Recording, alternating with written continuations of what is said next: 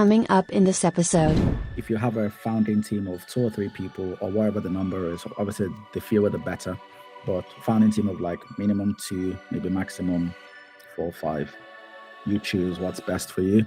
You have to have people with complementary skills. So if you're not technical, you want to get a technical co-founder. Yeah. That'll be like my biggest recommendation. Also, if you're technical, you want to get a non-technical co-founder, because the same applies. I've worked with some founders who I won't name, but they were assholes, let's just say. Yeah. And one of the defining features of them being assholes was that they would be very forgiving for themselves making mistakes. Yeah. But then as soon as they pass on, when they finally let go of something for someone else to do, like you said, which can take a lot, then they go off and make mistakes, they're not supportive of that. One of the most important thing I would say is self-awareness. Yeah. So if you have an ego and you're like, okay, you said no, bye. Later on, are you self-aware to know that you did that, and how can you then make sure that doesn't happen again? I think that's a very important, underrated skill. Like, you need to, and I guess sometimes that means you might be more self-critical, but not in a bad way. It's just in like, it's just like you go to school and they mark your scorecard, but now you're giving yourself a scorecard. How was I? Conversation. Is there anything I can do better? Even when things go well, it's like, okay, what can I learn from that good conversation? The Founders Unplugged podcast, hosted by Greg McCallum. Raw, uncensored conversations with startup founders. So I'm Ebube, co-founder and CEO of Erisna. So to put it simply, Erisna is a single view data governance platform for data teams in order to make their lives easier.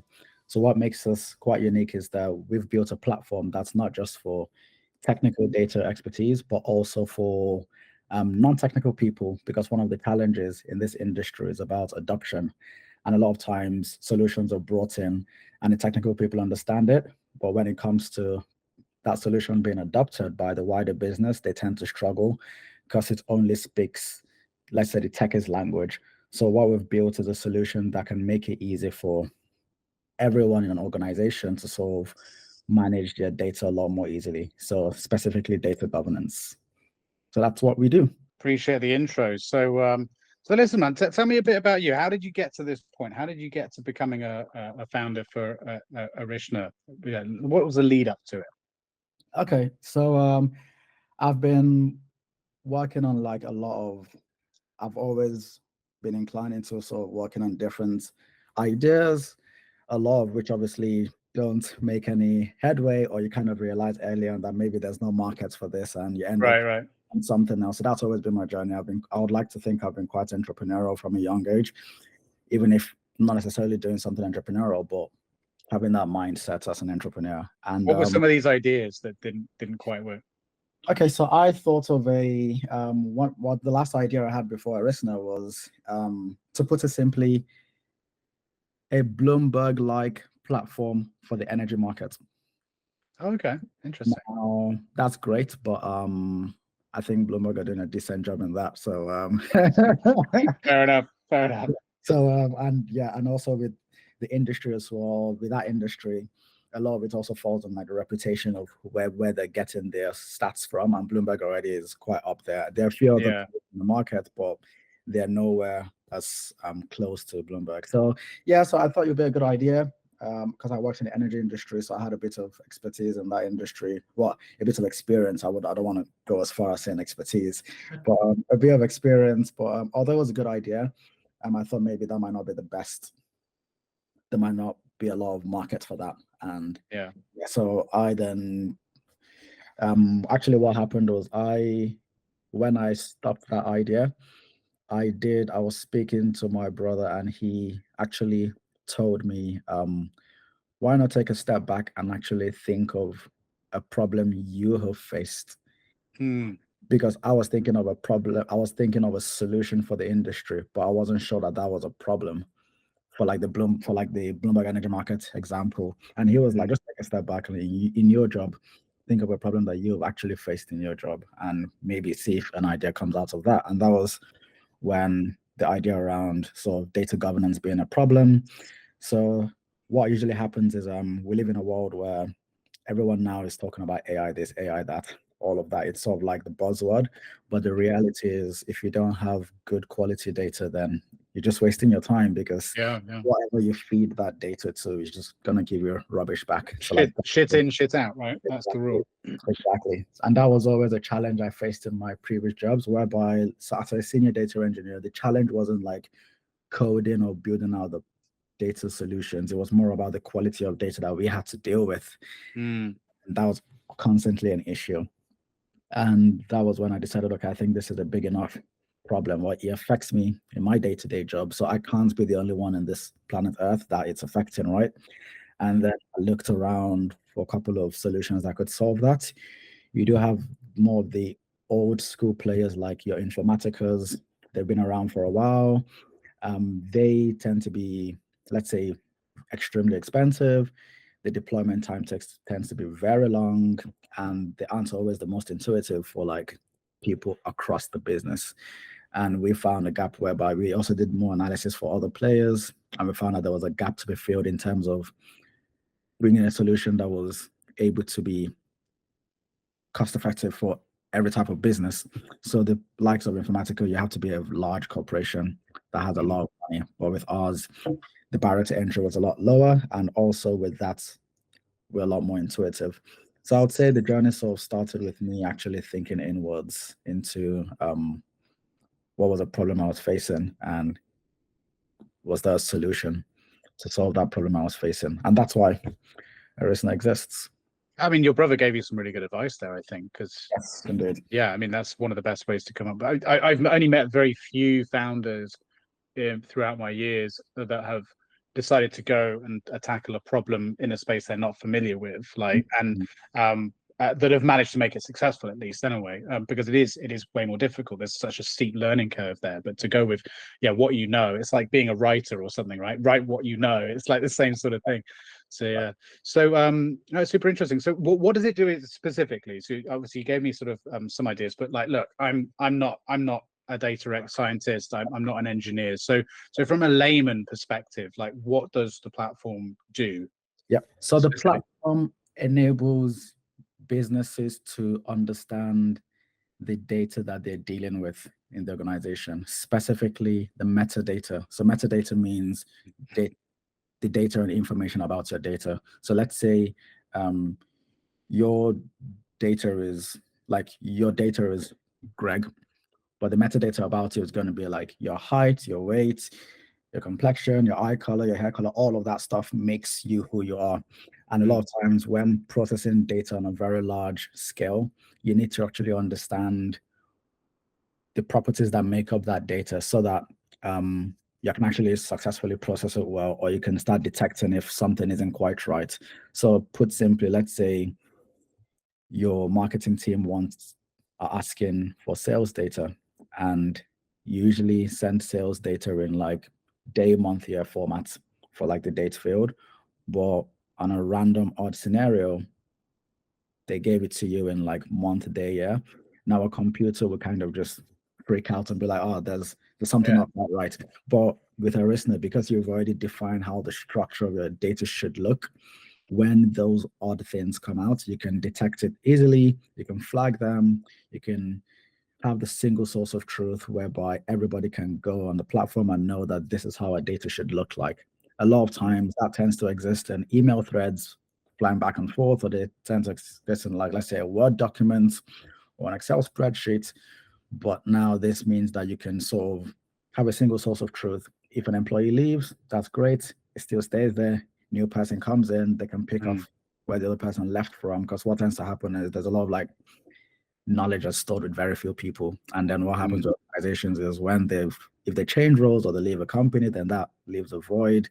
And the new person has to then take their time in understanding the structure of the data. But with Erisna, they basically have a single source of truth for all the data governance needs of their company.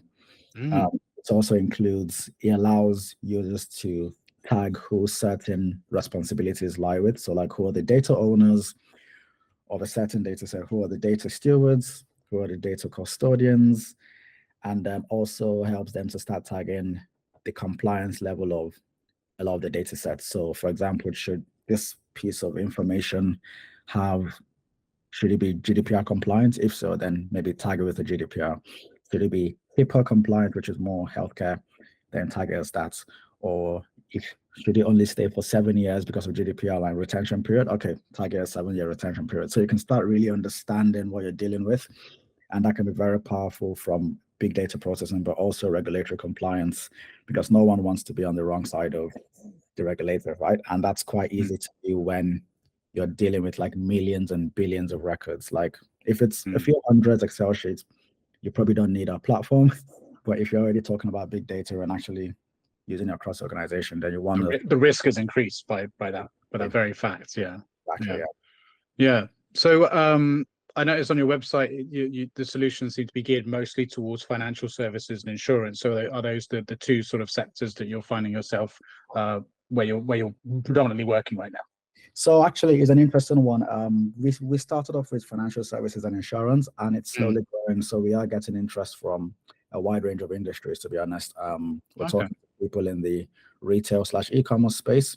We're talking to people in the public sector, so the government agencies in the UK. We're talking to people in consulting. So it does vary quite a lot in terms of but we started off with finance and insurance because me and my co-founder come from that background more. So we're like, okay, let's start off with that. But it's quite an industry agnostic problem. I've worked in different industries and it's the same problem of data quality. Obviously, the type of data is different, but when it comes down to the quality, it's always an issue, whether it's from retail to energy to insurance to public sector. Yeah, it's all the same. So But I just like the fact that you acknowledged that you decided to go with those two industries because they're ones you were familiar with. Again, like going back to what your brother said to you about going with what you're familiar with, I think it's a good strategy to go for, because if otherwise you trying to paint with too broad a brush, and it can make potential clients feel like you're not a specialist in anything, right? If you're trying to serve everyone. So I think, but then word of mouth presumably is what spreads the word about what you do, and then you start getting people getting in touch with you, like you said, from these different industries, and saying, hey, if it works for them, can you make it work for us? So that's great. Yeah, sensible. So where are things now? How have things been going? I mean, when did it launch? When did Erisna launch? I'd say it was like a very soft launch earlier in the year. So we didn't really have like a hard launch. Now, I guess everybody has their own preferences. I don't really believe in hard launch because I believe it's sort of like a recipe for future depression and disappointment, because you all have a big bang and like you come back to reality of like, okay, it's not as big as you thought it was. Like a lot of hype kind of thing. And then it's like, oh, okay. Oh, exactly. So I don't believe in hard launches. And I thought a soft launch would be better. Reach out to, obviously, reach out to contacts, but also reach out to people in the markets, industry experts, people in insurance companies, financial services companies, and actually get them using it without necessarily having like a big bang launch. So that was my approach. Now, I can't say if that's the right or wrong way of doing it, but that's my preferred way of doing it. For you. For you. Yeah. And so when you were approaching these people sort of the beginning of the year, before that, had you been working with anyone in a sort of a beta or alpha testing sort of capacity? Yeah. So we had a few organizations that were working with on like sort of like a beta testing, so like an MVP, while just refining the solution. And so we definitely did that before soft launch this year. And the reality is, although our solution is like pretty good, the reality is no company can like stop iterating. So it's a continuous evolution of like the product. So now we're obviously evolving it over time. We're making it better, but like the core of it already exists. So that simply means we're post MVP. We're live. Both the normal cloud version and the enterprise version exists. And what makes us unique also is that we have a free version, which is unheard of in the industry. So a lot of it tends to be behind closed paywalls and the pricing isn't transparent and all of that. But we wanted to take a different approach whereby people can just know what they're about to sign up for, right? And then they can actually make an informed decision. Yeah. I love that, because I'm a big supporter of the transparent pricing model sort of movement. And in enterprise especially, it seems to be that any business that's operating at a corporate or enterprise level just automatically doesn't have a pricing page. It's just like, get in touch, right? Because they see that as an opportunity to make the quote as high as possible. Like, Exactly. but of course, what it does is, like you said, it completely alienates a huge amount of businesses that that don't have those sort of budgets. Because as soon as you don't see a pricing page, you automatically know, well, it's expensive. Exactly.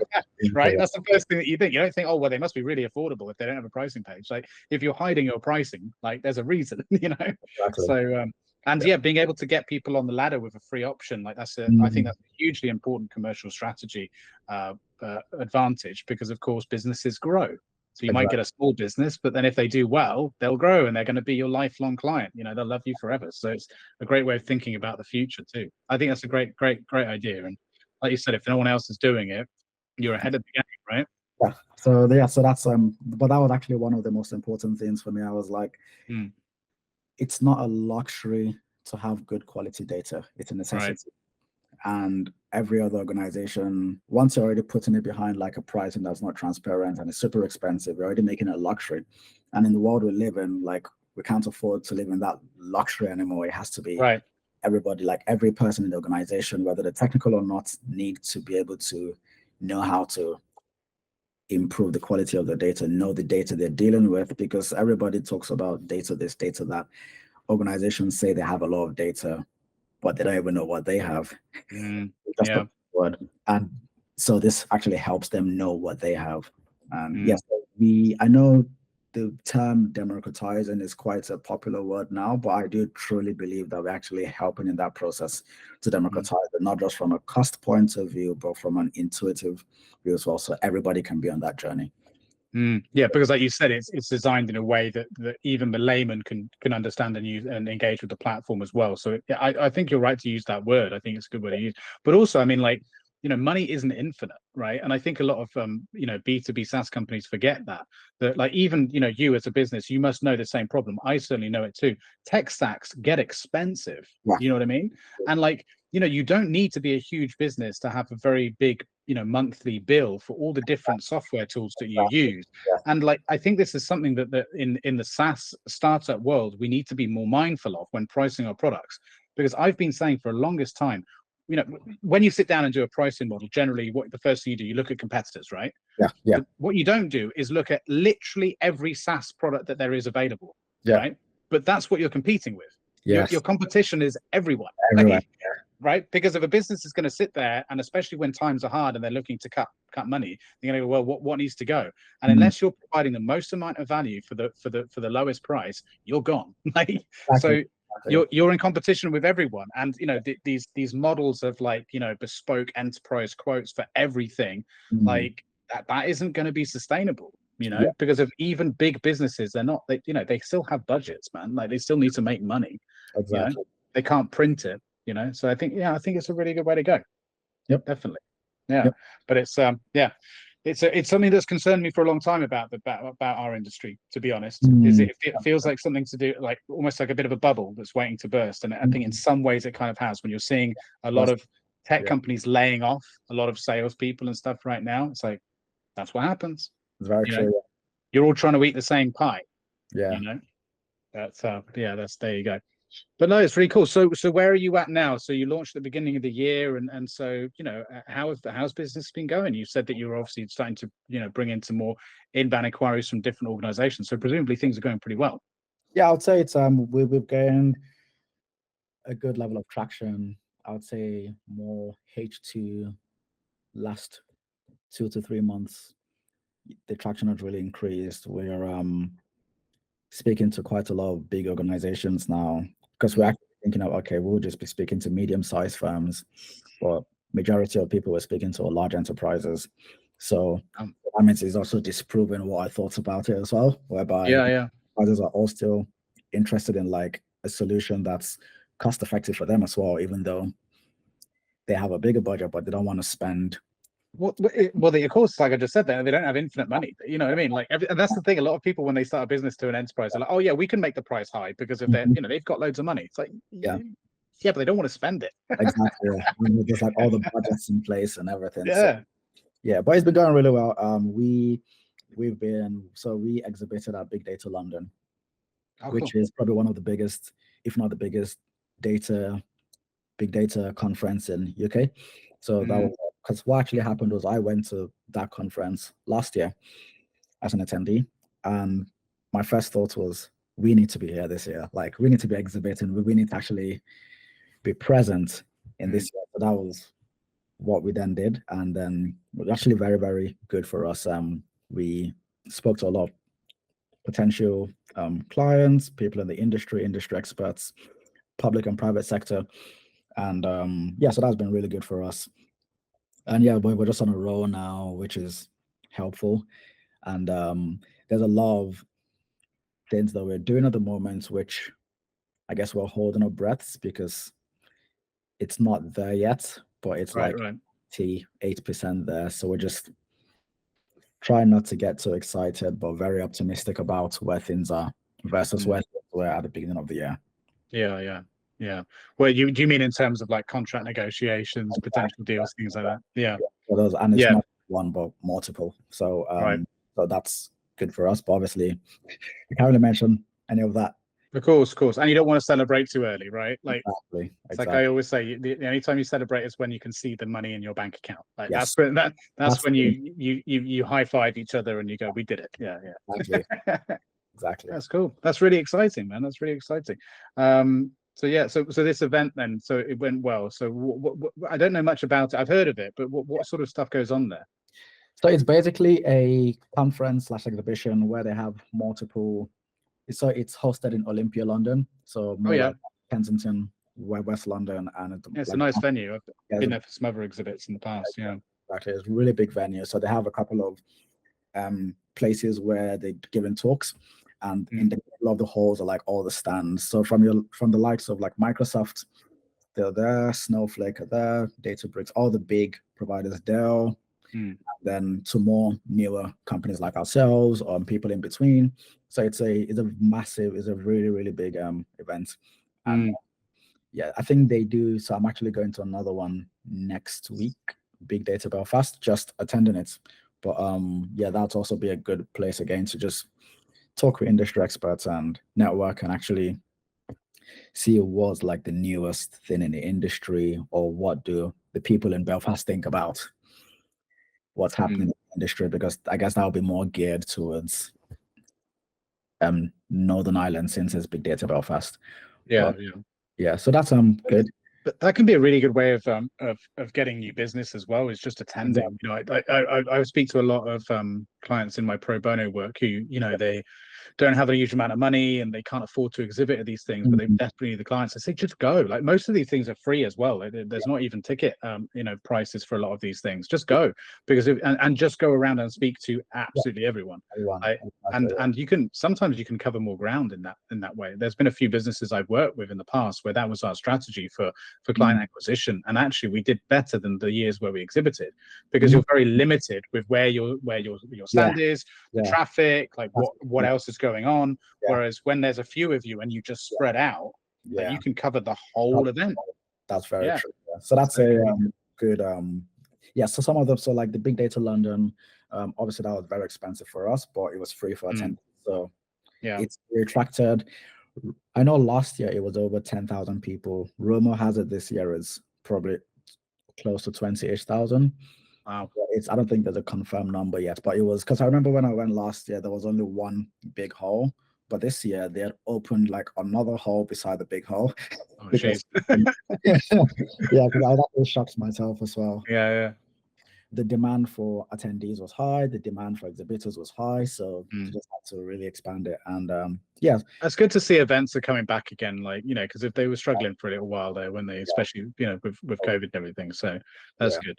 I literally had a pro bono session this morning, speaking to a lady who I advised exactly this thing as part of her commercial strategy, because if it's quite early in the business, it's not quite idea stage, like she's selling this thing, which I can't say what it is, but I was like, I think the best thing to do is go and meet other people in the industry and talk to them about the idea and what she's doing and get some feedback. I'm like, just go. Like, you don't need it. You're not in a position to get an exhibit. Just go and just literally talk with everyone and just talk to them about what you're doing, and they will tell you, what they think, because people are great at doing that. They love sharing and giving advice, generally speaking. So yeah, it's a good thing to do. I advise that for anyone listening who's got an idea, go to a specialist event around the idea and just talk to people, because they will tell you. Yep. Yeah. And I totally 100% agree with that. And I think another thing with like founders is they think because if they talk about their idea to someone else, then that person is gonna like steal it. But the reality is most people, like, it boils down to implementation. Right. So exactly. Yeah. But it means nothing if you've not implemented it. So exactly. And the honest truth is, your idea probably isn't that amazing in a way. Like, no, if it's stealable, then you would already be doing it, because it's that good that it would be easy to implement. And, like, you know what I mean? Like, the reality is, people have their own ideas and they're doing their own shit. Like, it's no idea is that amazing. And the thing is as well, like, what makes an idea great often isn't the idea itself, it's the person who's got it and how they execute it. Exactly. Someone actually spoke to me I caught up with a founder recently where we were talking about a similar sort of thing, and he said that at the end of the day, if you really are passionate about solving a very particular problem, and then you share that idea with someone and they steal it and they go and do it, then you should be happy, because that problem has been solved. Yeah. And it's like, that's a fair point. Like, if you really cared about the problem, well, then you're like, brilliant, someone's done it for me. I'll find another problem to solve. You know what I mean? But yeah, the reality is that's probably not going to happen. I think that kind of holds a lot of founders back from really getting feedback and really. Yeah. Obviously, it's different. If, like, I'm not saying they should go and talk to their competitor, obviously. Right. Well, 99% of people they'll talk to aren't the competitors. So it's good to really get that feedback, because I think that's the most important thing, because the idea you start off with to what your idea evolves to a lot of times is quite different. Oh yeah. And it's the people that actually help you evolve the idea, because your customers that help you evolve the idea. It's never the same, as because the whole point of your idea is to prove it wrong, or to prove it in a way that you can make it better, because the original idea most of the time is crap. And it's not 100%. So, like, it's like a scientific thesis, right? You have to set out to try and disprove the thesis. Exactly. In a scientific approach is it's the best way to do it. And so did you do a similar sort of thing when you first originally came out with this idea? Did you go out and speak to potential customers and, like, just be like, hey, I've got this idea, tell me, am I onto something? So it was a bit of both, to be honest. One was I spoke to people mainly to refine the idea. So to refine the MVP. But I think because it was a problem I was building off something I experienced myself as someone in the data engineering field. So I was like, okay.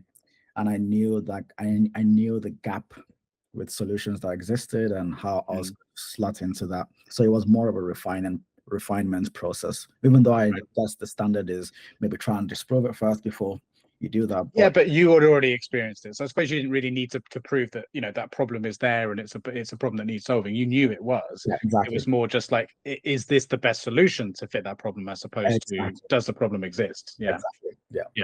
I suppose, but then going back to what you said at the beginning, if it was like you were going into an industry that you weren't familiar with, and you had a theory or thesis that there was a problem, then you would need to go and prove it. Not only does this problem actually exist, but also would people be willing to pay to solve it? Because that's another thing entirely as well, isn't it? Because there are a lot of businesses I've seen based on this problem clearly exists, but actually whether or not people would be willing to pay to solve it is an entirely different thing. Yeah, because of sometimes people are very happy living with problems too, aren't they? That's very true. Yeah, exactly. So, like, there are a lot of them, and I think it's something that founders sometimes don't think of critically before they go, and they just think that maybe the money will just arrive, or like the reality is that the difference between the problem and what people are willing to put up with. So, for example, a lot of people, let's say, like Excel, but a lot of other people don't like Microsoft Excel. But those people that don't like Microsoft Excel are still willing to put up with Excel. So even if you brought an Excel replacement, they probably wouldn't go for yours because they'll just stay with what they know, right? So it's And the, all and the inconvenience of moving away from that ecosystem, exactly. causes more trouble than it's worth. The time to learn something new, like that's the thing that you need to consider. A great example as well is I speak to a lot of founders, as I mentioned, and the one idea that always comes up that I hear again and again, like at least once a month, is someone trying to solve the problem of loneliness on the planet by connecting people in some way, in some new way. And it's usually takes a very similar form, but essentially it's a social media sort of concept, or it's mixed with Tinder. And this is almost a bit of a joke amongst investors that this idea always rears its head like once a month, twice a month. And so anyone listening who's got a startup idea around this, just no offense, but find something else. And the reason is because it's a problem. Yes, we all experience that problem, but are you willing to pay for it? No. Yeah. And that's the problem, like that's more of a bigger problem, because of it's like the solutions to that, we already know what they are. It's just go outside and meet more people. Like, but the problem isn't actually that we're lonely. The problem is that we don't have time to do anything about it. So unless your solution can give me an extra 3 hours in a day, I'm not going to give you any money for it. Do you know what I mean? It's like totally, that's so accurate. I remember there was an idea I was working with one of my friends in uni. I won't really go into much detail about it, but the idea. In case I steal it. Oh no, it was already dead. It was already dead. But it's similar to what you were saying. It was like it was like a LinkedIn, but for, let's say, students. So because LinkedIn is mainly geared towards LinkedIn is for everyone, but it mainly helps people actually have experience too. Yeah, professional networking. That was for students, and one of the biggest things is students don't spend money. So how are you going to like? target some of the poorest in Western society. So that's but that's just another example of a great idea. Fantastic, actually benefits the students. But having been a student myself and having studied in London, for example, I'm not going to use the remaining pennies I have to pay for a solution when I've got bills to pay in London as a student. So exactly. And I know of a solution that took that similar sort of angle and was focusing on students. And my advice was exactly that. It was like, they're not going to pay for it. Like, if students want to meet other students, what do you think they do?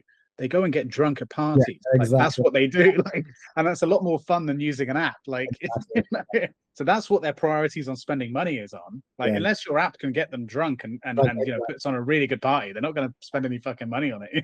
100%. Yeah. You got to understand your audience. Understand your audience. But easier said than done, because ideas are kind of infectious, aren't they? They can eat away at you. Sort of like with Erisna, just to bring it back to that, like, did you how long was it that you from having the idea to launching? But presumably that was quite a long process, right? Yeah, I would say having the idea in mid to late, I think more late. I was already playing around with the idea late 2021, right, and then started working on it towards the end of 2021. And then last year was mainly sort of the main MVP, refining it and everything. And then that's pretty quick, all things considered, really. Yeah. So refining it and like soft launch this year. So some might see it as quite a long time. Some others might see it as a short time. But it's I think it was pretty quick, considering the amount of effort that it takes to build such a solution, because it's it's a lot of work, and obviously with like minimal resources, minimal team, then you kind of all have to put heads together to get it done. But so I would say it was maybe just the right time, and then because I would say, like you just said, for the complexity of the platform and the solution, that feels like a very short period of time. So well done. But like, so your background is in as a data engineer, right? So were you any part of development, or did you outsource that? Like, because I don't know entirely what a data engineer does, right? That's another one.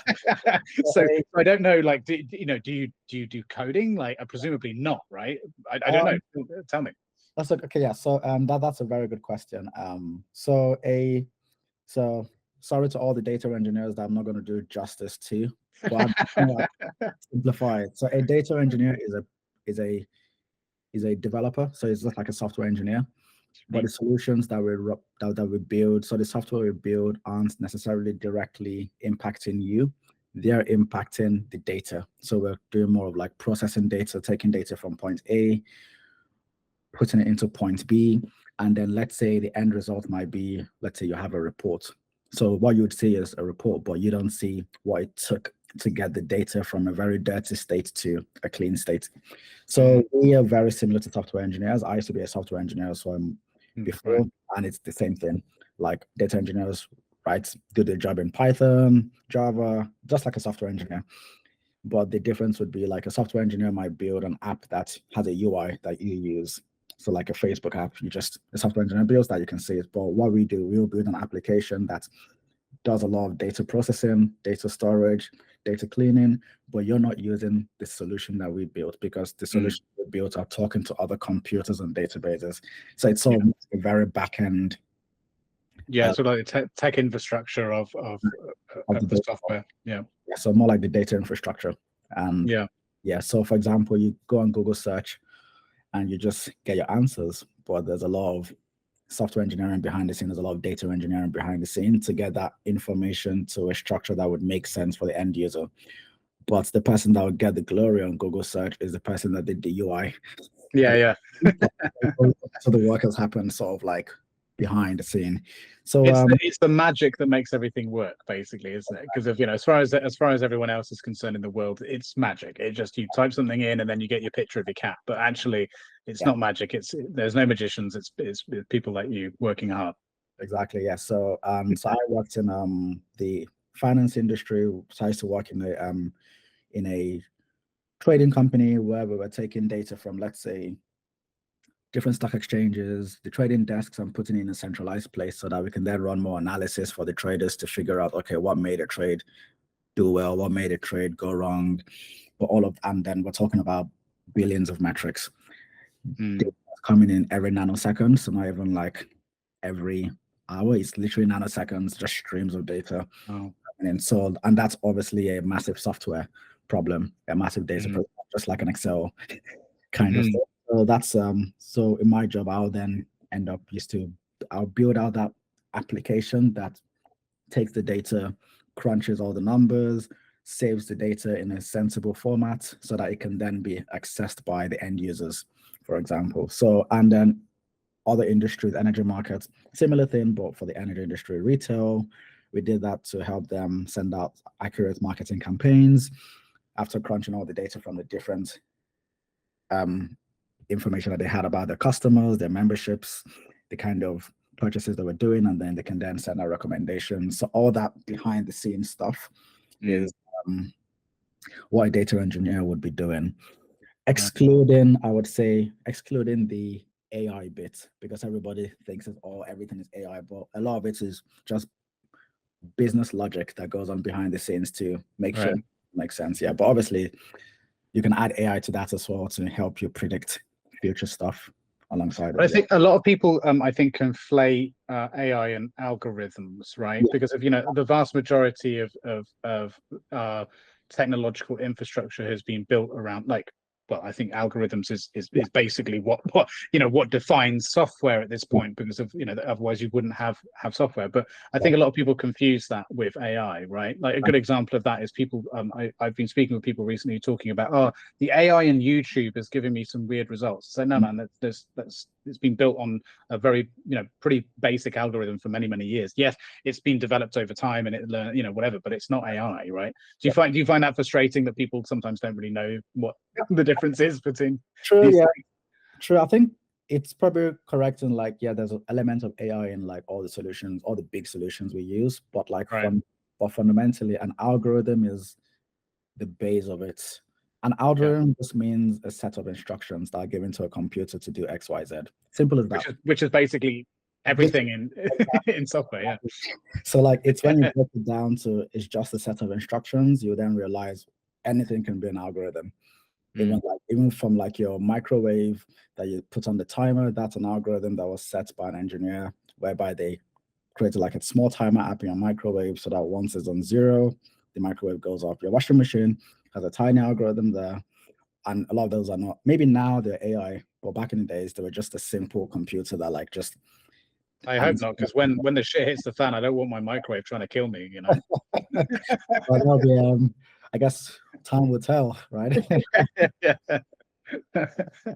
But no, I think this is important for people to know, because there's a lot of people, you know, don't know about these things. So it's interesting. So back to my question then. So presumably because of your experience, you were what we would consider a technical founder, right? So presumably you were building, actually, you know, taking part in building the platform. So were you working with others as well to do that, or was this, you know, more of a solo effort? So largely myself, but bringing in contractors if and when they were needed in certain parts of the solution. But I do come from a very technical background. I studied computer science at uni.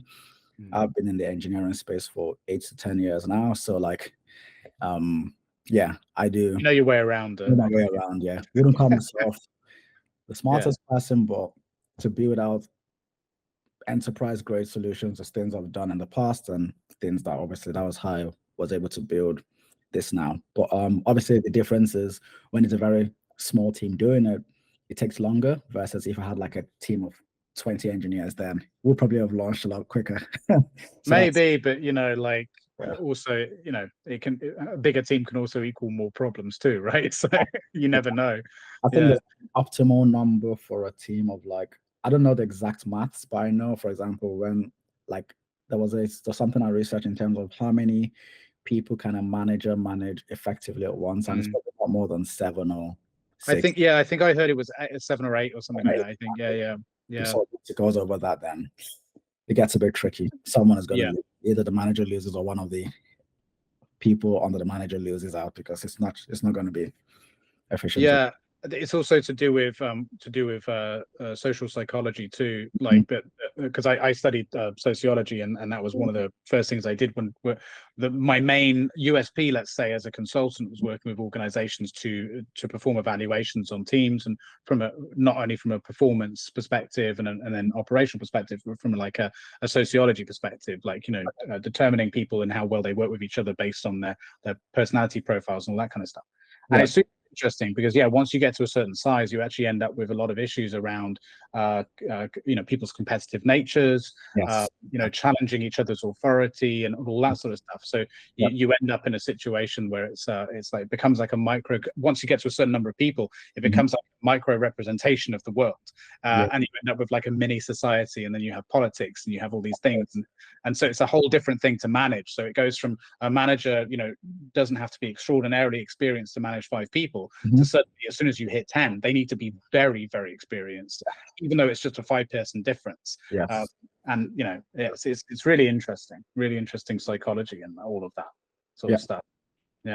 But look, I think it's super interesting because, you know, I get all kinds of founders on this show, and you know, I've had a few technical founders before, and I think, you know, most other founders who aren't technical and you know, run SaaS startups are very jealous of that, because, like, you know, because and it makes sense, because, you know, you're talking quite often with people who know they have to raise a significant amount of money before they can even build the MVP. Or use no-code solution and so on. So it's like, you know, they're automatically at a disadvantage to be able to get to market and get their product validated and get, you know, product market fit and so on. So like, what sort of advice would you give to people who are out there who are non-technical, who want to build enterprise solutions? Because that's a difficult spot to be in, isn't it? I'd say my advice would be, I'm not saying that a solo founder is impossible, because I think there are a couple of ideas I've tried to solo found myself as well. But when you work as a... If you are enjoying this episode and want to support the show, please like and subscribe with notifications turned on. If you have a founding team of 2 or 3 people, or whatever the number is, obviously the fewer the better, but founding team of like minimum 2, maybe maximum 4 or 5. You choose what's best for you. You have to have people with complementary skills. So if you're not technical, you want to get a technical co-founder.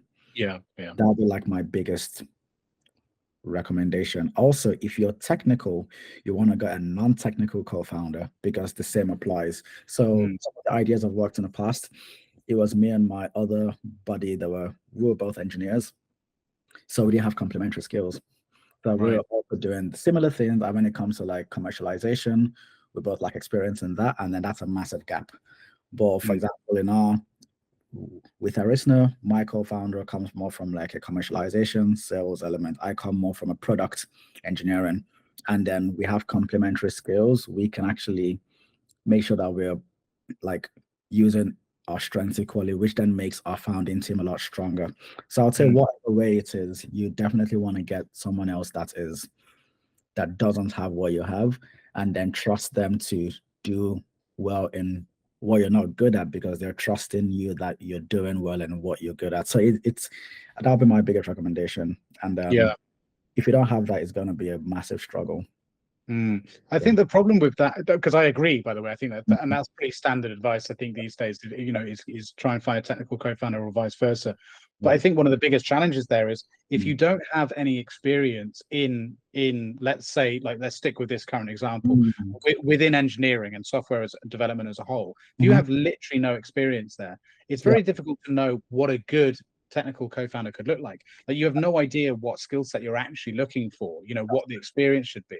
Like, what would you say are like some good indicators as a technical founder yourself? What would you say are some things that, as a non-technical founder, someone should be looking for when bringing on board a CTO? Maybe they should first start with trying to understand certain technical lingo. I'm not saying they need to be a programmer, but maybe they just need to learn to write a code that like a 5-year-old would do. Not because they need to be experts, but they need to understand the basics, the fundamentals. Because you need to be able to call on someone's bullshit. And you can't do that if you have no clue about the industry. Else, then are you really in the right business? Because you're kind of setting yourself up to potentially fail. So you want to know a little bit of it. Now, just like as a product co-founder, so like me, I'm more on the product engineering side, but I still have to do sales. But my sales co-founder is an expert in that. So I know that he's the expert, but it doesn't mean I'm not having to do sales. It doesn't mean I'm not having to network. 100%. You have to do that. And that's the same thing. Like, you probably don't need to be the one to code it, but start off with learning a little bit of the lingo, taking like a very easy course online. Just learn the basics. And then maybe if you're looking for a co-founder, it's a bit of a tricky one, but maybe you want to see if you have networks of people that are technical. Even though they're not interested in being a co-founder, they can help you in that vetting process of a co-founder. You need to rely on someone that is better at you than that, because that's good advice. You would need that help, because so if you have like a family member or whoever it is, just or a friend that like is in that industry, let them help you vet that. That's good advice. Yeah. Just you don't have to recruit everyone, but you can say, look, help me with the recruiting side of things, maybe, and helping with the education side of it. Yeah, I've there was a couple of books that I can't remember the names of them now. There's a couple of good books out there as well on the subject of of understanding the basics, so that you can have better communication with product teams. I think the books are more geared towards if you're in an organization and you get promoted into a certain role where you have more time with engineers or someone, how to speak their language, how to understand what they're saying. Like, that kind of stuff is really important, I think. Because ultimately that's what your job is going to be anyway, so you might as well do it. Exactly. That's interesting. You said that you do the similar sort of thing with the commercial side of things, because obviously as a commercial advisor, a lot of the people I speak with are technical founders, or people who just have had no experience in the sort of sales and marketing space. And so a lot of the advice they get is to try and clear things up, or to help them hire someone. So I'm that person, that you're talking about. So what do you think was like the biggest learning curve for you in sort of sales and marketing and all that, since you've jumped into this? I would say the biggest learning curve is I guess I used to, maybe before, when I was like, let's say pre-uni, I was naturally just like, I would say I was good at just networking. But when you end up studying computer science at uni and you also then become an engineer, you're less exposed to things that would make you be at like the forefront of like either networking events or things like that. So I think I naturally started drifting away from that. So you became more sort of socially reserved? I would say so, yeah, as a technical. So I then Really have to build that muscle back up, because Yeah. if you don't do something for 10 years, you will just naturally reduce in it. It's just natural. where if you do something for 10 years, you will naturally improve at that. But I would say it's more of what helps. I knew it was always going to be a challenge. I'm not someone that likes to be naive to the challenges of doing a business. A lot of the challenges we end up facing actually sort of predict them, because I'm like, you know what, if it was easy, everybody would do it. So it's obviously not going to be easy. So I just have to make sure that I'm preparing myself, hoping for the best, but preparing myself for the worst. Yeah. It's just muscle. So like, if you don't like networking, well, network more. Yeah, that's literally it. And maybe read a few books. Those tend to help. But even after you've read a lot, because I used to read a lot of books, and I still highly recommend it. But if you don't put that into action, it's worth nothing. Pointless. It's a good book. It's a nice book. It inspires you, but you're still on your sofa. So right. It's not, and it's not actually moving the needle, right? It's like, exactly. okay, I read a book about how to build a business, but have you done anything to start building that business? It's like two completely different things. You know, I know a lot of people who are like, you know, young entrepreneurs who are like, oh, I'm going to change the world, I'm going to do that. So I go, what are you doing? Oh, well, I read this book. Yeah. What? You go and sell something. Exactly right. My first experience in sales was so in uni of my first year. So my second year summer was I interned, but my first year summer I just got like a door-to-door sales job and London. So that was actually a very good experience. I didn't do it for the money because it may have been a pyramid scheme. So it's not doing it for the money, but the life experience I got from that was no other sort of job can replace that, because you're going to like, we had to go to like, let's say $150 a day. Out of all of those $150 a day, you probably end up chatting to 20 people or 30 people. Out of 30 people, only 1 to 2 might purchase what you have. And the commission we used to get on those 1 to 2 purchases wasn't even enough to cover like my transport costs. So I was making a loss. But the life skill I got from that was second to none. It was resilience. Right? And that's what you need as an entrepreneur, because I think entrepreneurship is glamorized.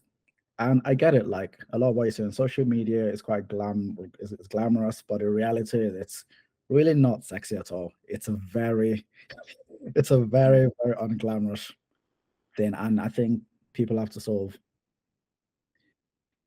get to hands with like just understanding, okay, are you in this because you want to live a glamorous lifestyle? Then maybe you want to do something else. Like maybe if you could be a social media entrepreneur, maybe I don't know how that field works, but you could be like marry a established entrepreneur, then you can have a glamorous life. Exactly, right? Exactly, yeah. Or you can be like a YouTube star or one of those, you know, like the ones that are established in like social media space, where they're like the Instagram, the TikToks, the YouTube, then maybe, but even then, I think that there's even with that there's a misconception, because of, you know, in order to actually do well on those platforms, you still need to run a business. Exactly. And so like that's why you see a lot of these flash in the pan creators that get really successful briefly and then disappear, because they don't know how to capitalize on the opportunity and develop a business around it. I mean, you look at people like Mr. Beast or PewDiePie and or you know, Logan Paul and stuff like KSI. Behind the scenes. These people are building empires. They are in the business of being entrepreneurs. They are not content creators. They are beyond that. You know, so that's how you do it successfully. Or the Kardashians or whoever, you know. Oh, the Kardashians are a perfect example of that. It's like I know a lot of people hate on them, but for me, I just respect what they've built. Yeah. Because the biggest complaints they get is, what skill do they have? Well, they've got your attention. So that's a skill. Because exactly most people don't have, right? So and those are the most important skills. I mean, like you know, you don't need to know how to be a carpenter, right, in order to sell loads of fucking furniture. Like you can, you know, if you're a good business person, you can do well, and no one will complain about someone who sells furniture a lot. It's the same kind of thing. I mean, like, I don't necessarily, again, I'm not their biggest fan or agree with necessarily some of the messages they put out there, but you can't deny the fact that them, along with a lot of other content creators, aren't good business people.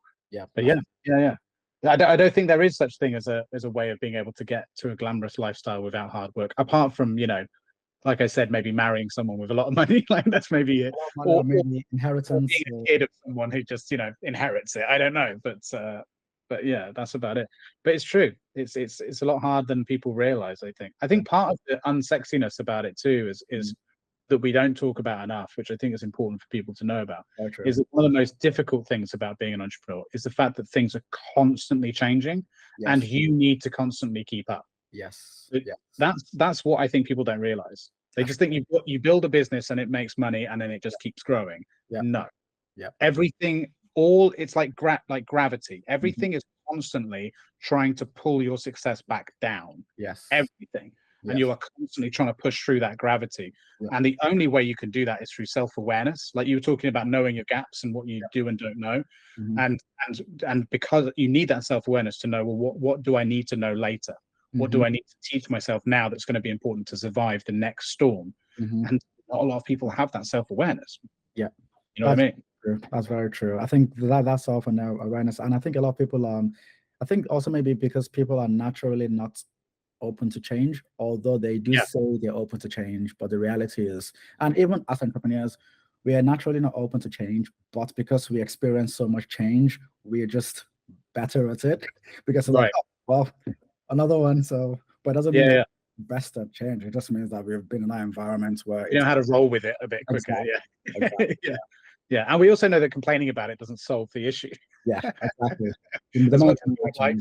Getting it done, and then and it's not always easy. Like I think a lot of times, and I think is why a team is useful. Is why like a co-founding team is very useful, because it just means that you can focus on your strengths. So, for example, if there's a change that's come from like a technical point of view, okay, if you're a technical person, then although you don't have the answers now, you can figure out a way to get in those answers. But if you're a non-technical person and then you have to deal with that kind of change, that can be quite daunting. And so I think a team is I would say the biggest advice is just having a team you can trust, obviously, and like a very strong co-founding team is very important. And it just really helps to like, and there's no right formula with that, right? There's no right formula. I think it's just trial and error. It's just. But that throws up another challenge as well, which is another reason why I think so many startups or entrepreneurs fail, which is, you know, like you said, and I agree with you 100%, in order to be successful in as an entrepreneur or a business, even as like, you know, let's say like a content creator, like, I don't know, like KSI or something, like there's still a team of people behind him. And so in order to do that effectively, you need to be a good leader. Yes. And good leaders are not everywhere. Like that's a very specific skill set. So like we're listing off a load of skills now that suddenly when you start going through them, you realize this is not the profile of every person you come across. This is like 1 in 1,000, 1 in 5,000. Like these people aren't everywhere. So when you see the fact that everyone and their mum wants to start their own business, you're like, sorry, but the odds are actually stacked against you a little bit, because you don't have all of these qualities yet. That doesn't mean you can't get them, but you don't have them yet. Like, and managing people is an entirely different beast, you know. Very true. Entirely different beast. Like we just talked about, even if it's just from the psychological perspective, you know. So what sort of size is your team currently? So you mentioned you got a co-founder. So we are a team of about 5 to 6. A co-founding team is very small. You're getting to that limit we talked about. Careful. So it's a very small team. The core team is me and my co-founder, and then we do have 3 advisors. And then we had a summer intern who is just finished the internship now, so we're now back to 5 people. But we're planning to expand next year. So the plan is to definitely expand the team next year. But it's still at a manageable size at the moment. But yes, that's one of the biggest skills. And I think, as I said, like you're just gonna have to get better at those skills when you've actually started doing it. And I think a lot of it is actually taking away one's pride and actually saying, okay, I'm bringing in this person that's good at XYZ. So in as much as I need to manage the business, how much you need to also be able to like trust them with what you're telling them to do.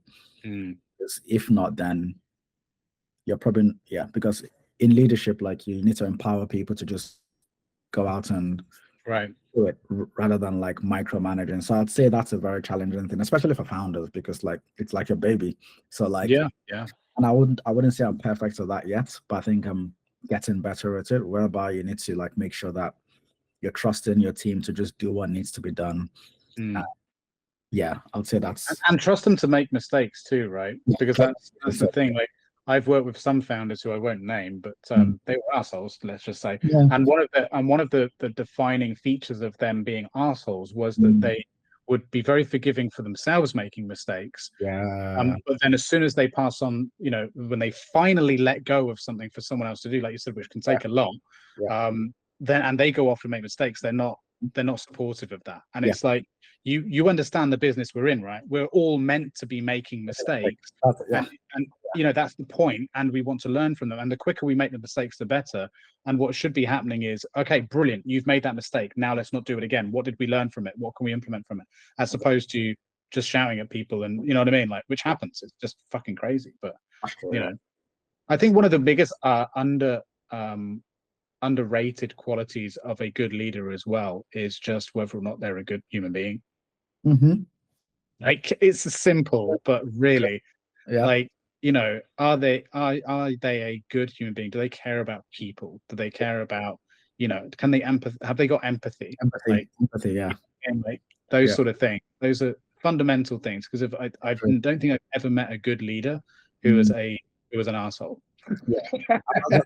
True, yeah. I think it's also that, and it falls in nicely with like EQ as well, with what you're saying. It falls down to EQ. Like, yeah, my skill set means I've got a certain level of IQ, which is fine, but like the main difference has to be the EQ.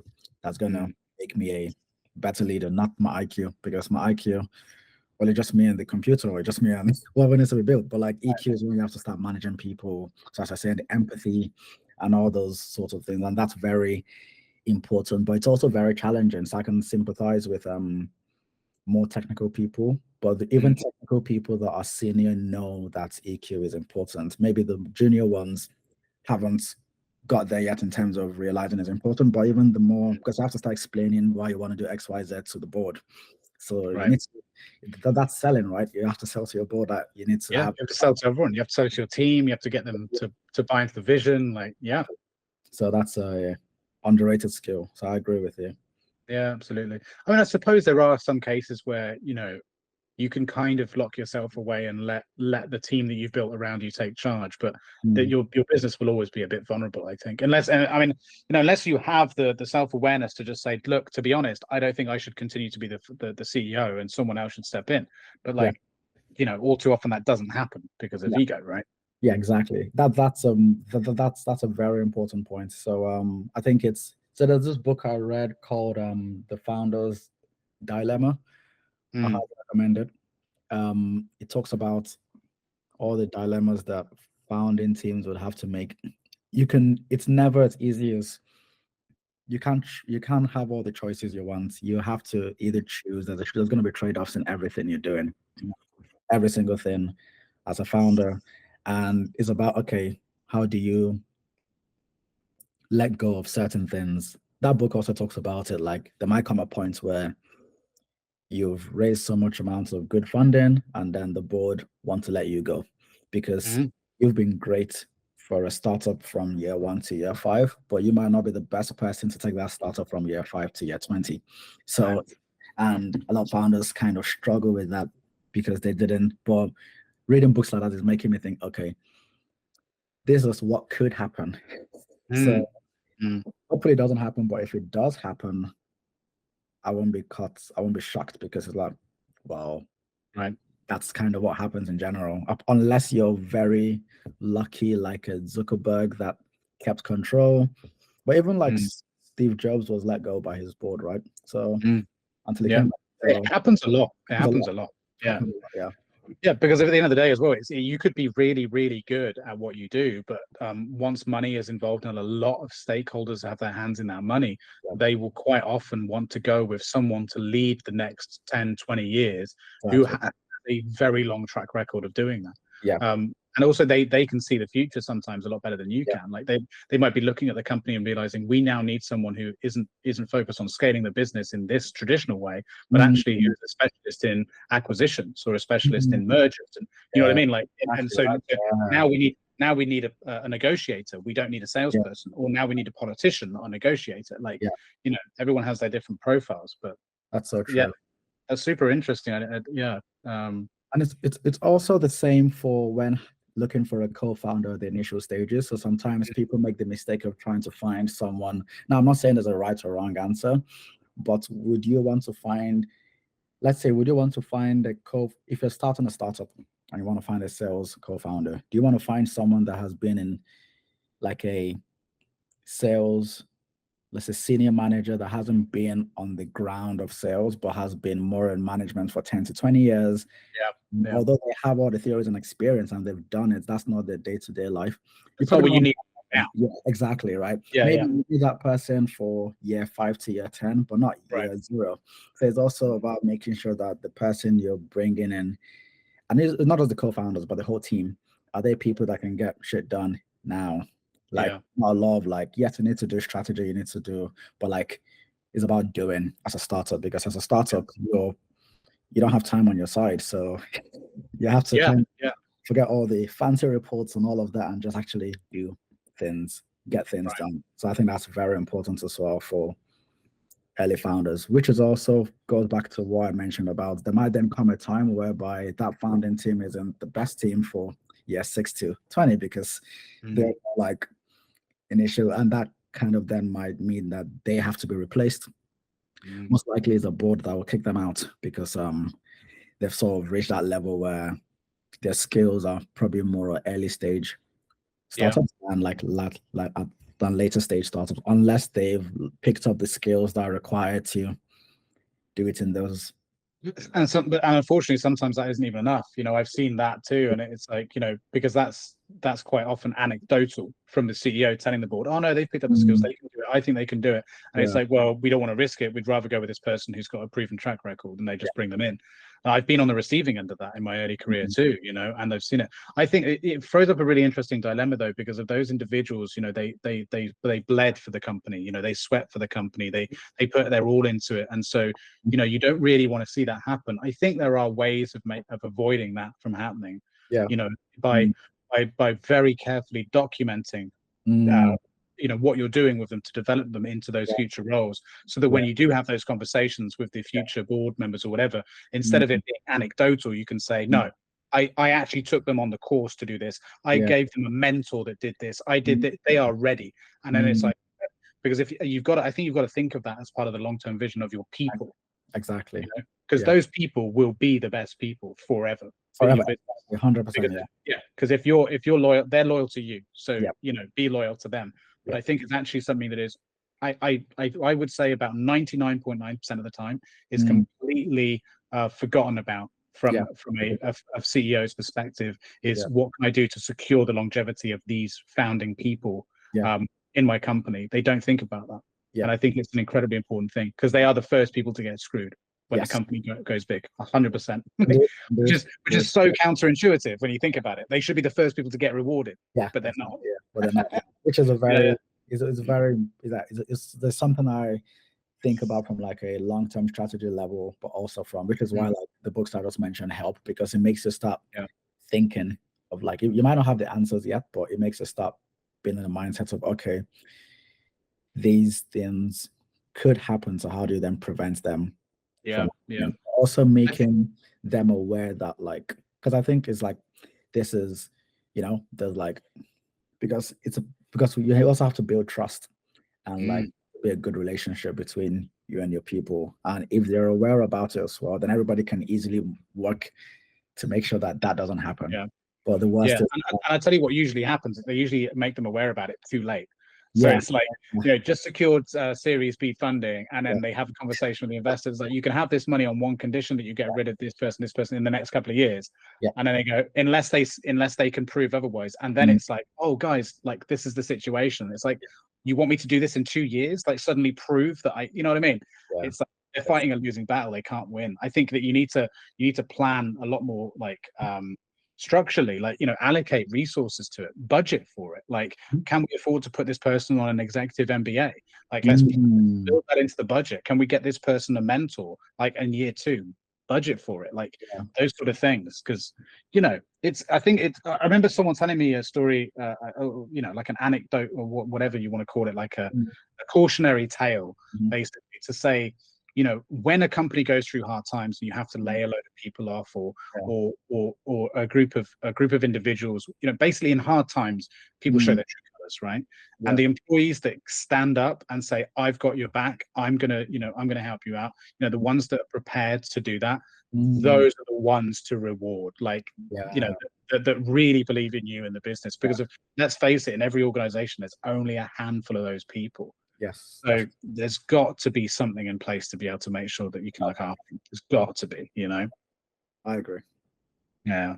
It's hard though, man. It's hard because the CEO's got so many things to do, to also think about that. But I think that should be really fundamentally one of the most, that should be very high on the list, higher on the list of priorities than it currently is for most CEOs, most founders. Definitely. Sure.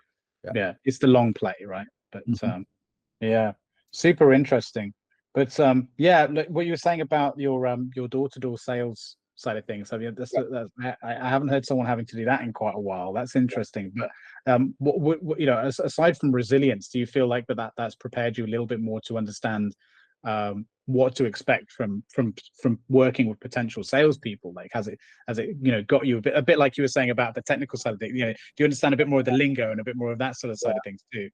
Yeah, I think it definitely prepares me for that, because it makes me know that, okay, I'm looking for an action-oriented salesperson, not like a The desk. snake oil salesman. Yeah, exactly. Like in future, maybe, but not now. So and yeah, so I think that really helps with that. And it also makes me know that it makes me sympathize with when things aren't going so well, because I know the challenges which happen in sales. So for example, if like you end up speaking to 10 people and only one person came back to you or bought a product, then like, because I've done that, I understand just because I spoke to 10 doesn't mean that I'm going to get 10, right? It's right. Yeah.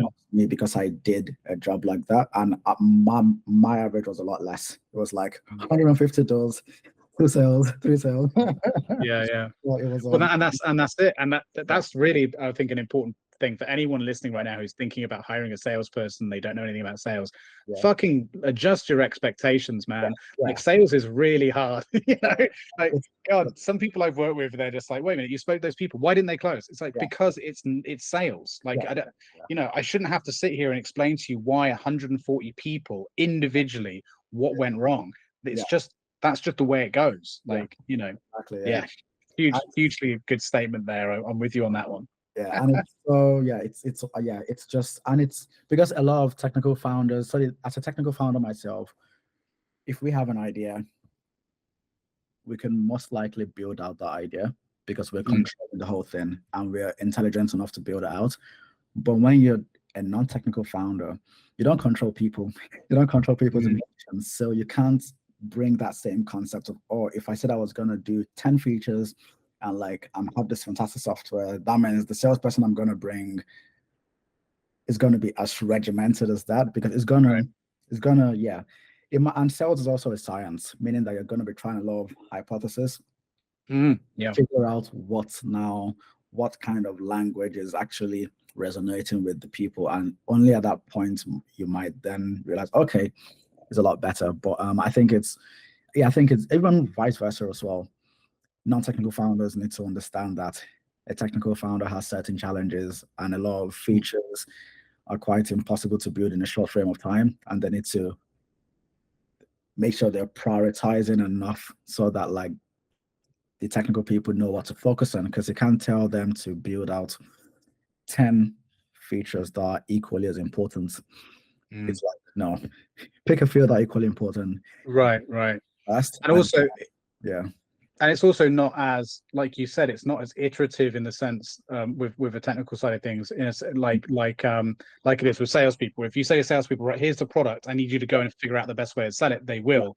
Whereas with a technical team, you can't just say, here's a feature, I want you to figure out the best way to build it. It's like, you need to tell me exactly how you want this to work, because if you don't, it's gonna there's a million different ways it can work.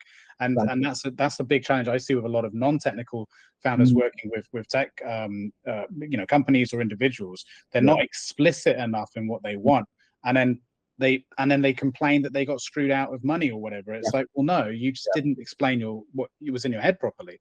Yeah. You know? It's so true. I know, I won't mention names, but there's a company that are sort of like, they have a founding team that are not technical, and then they're building their products they went out and got like an agency to build it out for them.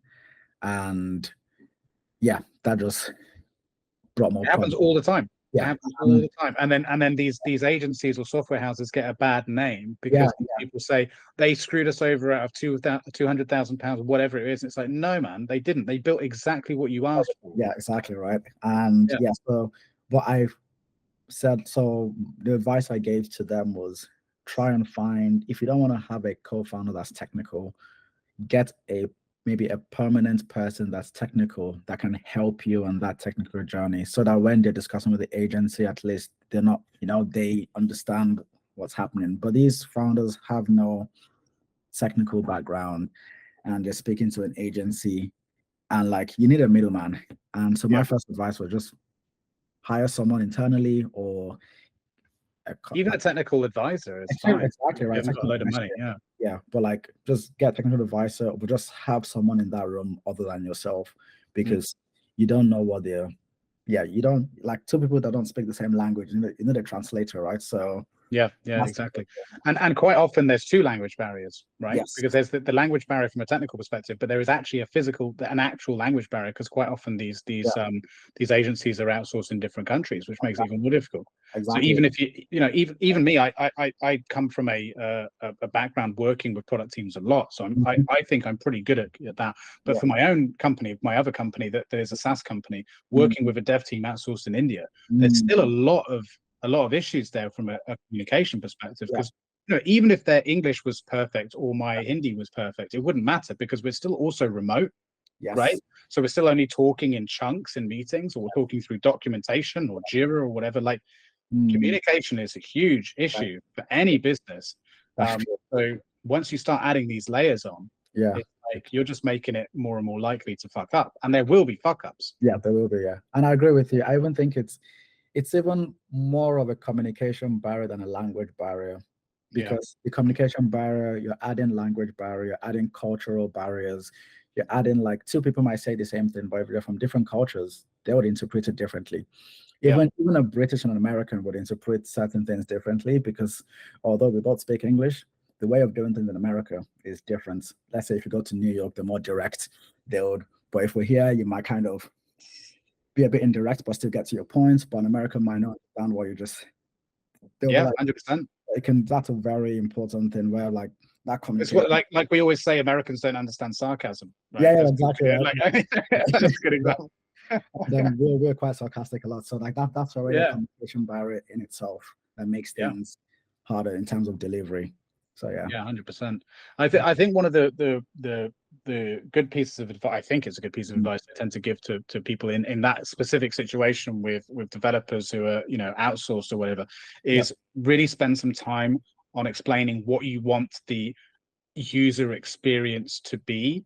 Like, really make them understand the problem and how the customer's going to feel and how they're going to, all that sort of thing, because then that way they can, if they're going to make assumptions, which they will, at least they've got that in mind. So it's like, okay, I'm going to have to guess how this person wants this thing because we didn't get the detail for it. But if you know that that's the end result, you're always going to build it towards that direction as opposed to off somewhere else completely. So that's a good fallback, but overall, you just want to be as detailed as possible, I think, generally. I think in addition to that, for non-technical founders, if they're getting like an agency, just double the timeline that they said. So they get it in 3 months, for another 3 months, get a 6. Always not enough. I'm so glad to hear another engineer say that. It's so refreshing. It's one of those things that engineers don't. So like, experience means that a lot of engineers have been burnt with knowing that they accept too much with too little time. And like, either you want to work 24/7 or you want to work in a way that's, even if it's 12 hours a day, but at least it's more manageable. And that's something that I highly recommend non-technical founders to consider when thinking of timelines, because 99% of the time they will be burnt. And it's not only because like the delivery is late. It's like a lot of engineering is also about how do we actually solve this problem. So just because you've told them do X, Y, Z, you get it to me by 7 days, they might have spent 2 days of that just thinking of how can I. So there's a lot of thinking in that as well. It's not just like coding from day one, and that's also what you want to probably ideally want. But yes, it's just one of those key things, which is just make sure you're realistic with the time frame. It's the same way technical people have to be realistic with the sales numbers and stuff. That's the same way non-techies have to be realistic with the time frame to build out a product, because it's things always take at least twice as long and cost twice as much, usually. Yeah. But I mean, look, I'm experiencing that right now with my dev team. Like, we were meant to launch our open beta at the beginning of this month, and we're still we've only just started sprint 3, which is meant to be our final sprint run. So but we knew that going in. So like, and with my co-founder who hasn't experienced this before, I was like, look, they said beginning of October. I think that's very optimistic. It's going to be the end of the year. Like, it is. They're now saying it's the end of this month. I'm like, no, it's not. It's not. Like, thank you for saying that. But I always say in our dev things, I'm like, I appreciate you saying that, but it's not. I'll add another week onto that. But thank you. And it's also, they mean well. And they also have other projects. Like, we're not the only project they're working on, right? Exactly, yeah. And the example I gave, they used so the devs told them how long it was going to take, and then they used that to plan a product launch, which as I said before, is a recipe for depression after that, which is why just like a soft launch is better, because that's a rookie mistake, not because they did anything wrong, but because they don't just know. And that's how, if you had a technical founder, you could have been advised on things like that could cost you so much money. Because if you want to do a product launch, for example, let's say you want to get a physical spaces in London expensive. I say 10 grand. What if you have to like lose all that money because your dev team wasn't there, or so there's a lot of little things that. Or like, you might be hiring certain people up to that point, right? So sort of saying, okay, well, by month 3 in this quarter we'll do this, and we'll hire this person. I mean, and the whole business can fall apart. And I've seen businesses fail before they can even start because of just that basic poor planning. The hiring, that's very true. And if you're hiring an engineer, it's going to take them a few weeks to a month-ish to like get up to speed with the code that they have to start using, because like it's easier for an engineer to start from scratch versus having to pick up someone else's work. So you also have to factor all those into like what you're doing. And the company I was talking about, like, they've then decided, okay, they're gonna bin everything they've built so far, because even the other agency they got were like, we can't work with this existing solution, we need to start from scratch, meaning that they've spent a whole year in the drain. So it's a very important it's a hard lesson that a lot of founders face. Thankfully, I'm technical, so that risk is mitigated more. It doesn't mean that risk is still a risk, even. Still a risk. I mean, because you're presumably going to be starting to build your own in-house dev team at some point in the future, so that and sales teams and all that. Because it's the same with sales. Like, I often when people ask me, what's the best way I can hire a salesperson that, low cost, and get them to start, achieving numbers and stuff quickly, because we need the money. I'm like, well, then you shouldn't be hiring a salesperson, because realistically, if the salary you want to give the salesperson is, say, I don't know, say 60K, right? For a year, it's like, consider you are just throwing 60K away immediately, because for the first year you've got 3 months where they need to be onboarded and learn the product, another 3 months of iteration because you haven't actually done this before, and then the rest of the time, the remaining 6 months is they're going to be achieving numbers, but they're not going to be making enough money to cover the salary, so it's like, you need to just say, okay, there's 60 grand, I'm putting it all on black, and I'm going to bet, see what happens. That's basically what you're doing. And if you haven't got that 60 grand to throw away, don't do it. Because it also could be that after 6 months, it just isn't working out. The person doesn't want to work there anymore. You have to start all over again. Like, that can happen. It So happens. That's yeah, true. they get hit by a car. Like you just don't know. Like, Yeah, true. That's actually is an example I used to give a lot, not actually in the sales point, but like in the engineering points. It's like the whole point of engineers, like engineers need to, for example, A friendly reminder to share this episode with your network, like, comment, and subscribe. It really helps the show and only takes a couple of minutes.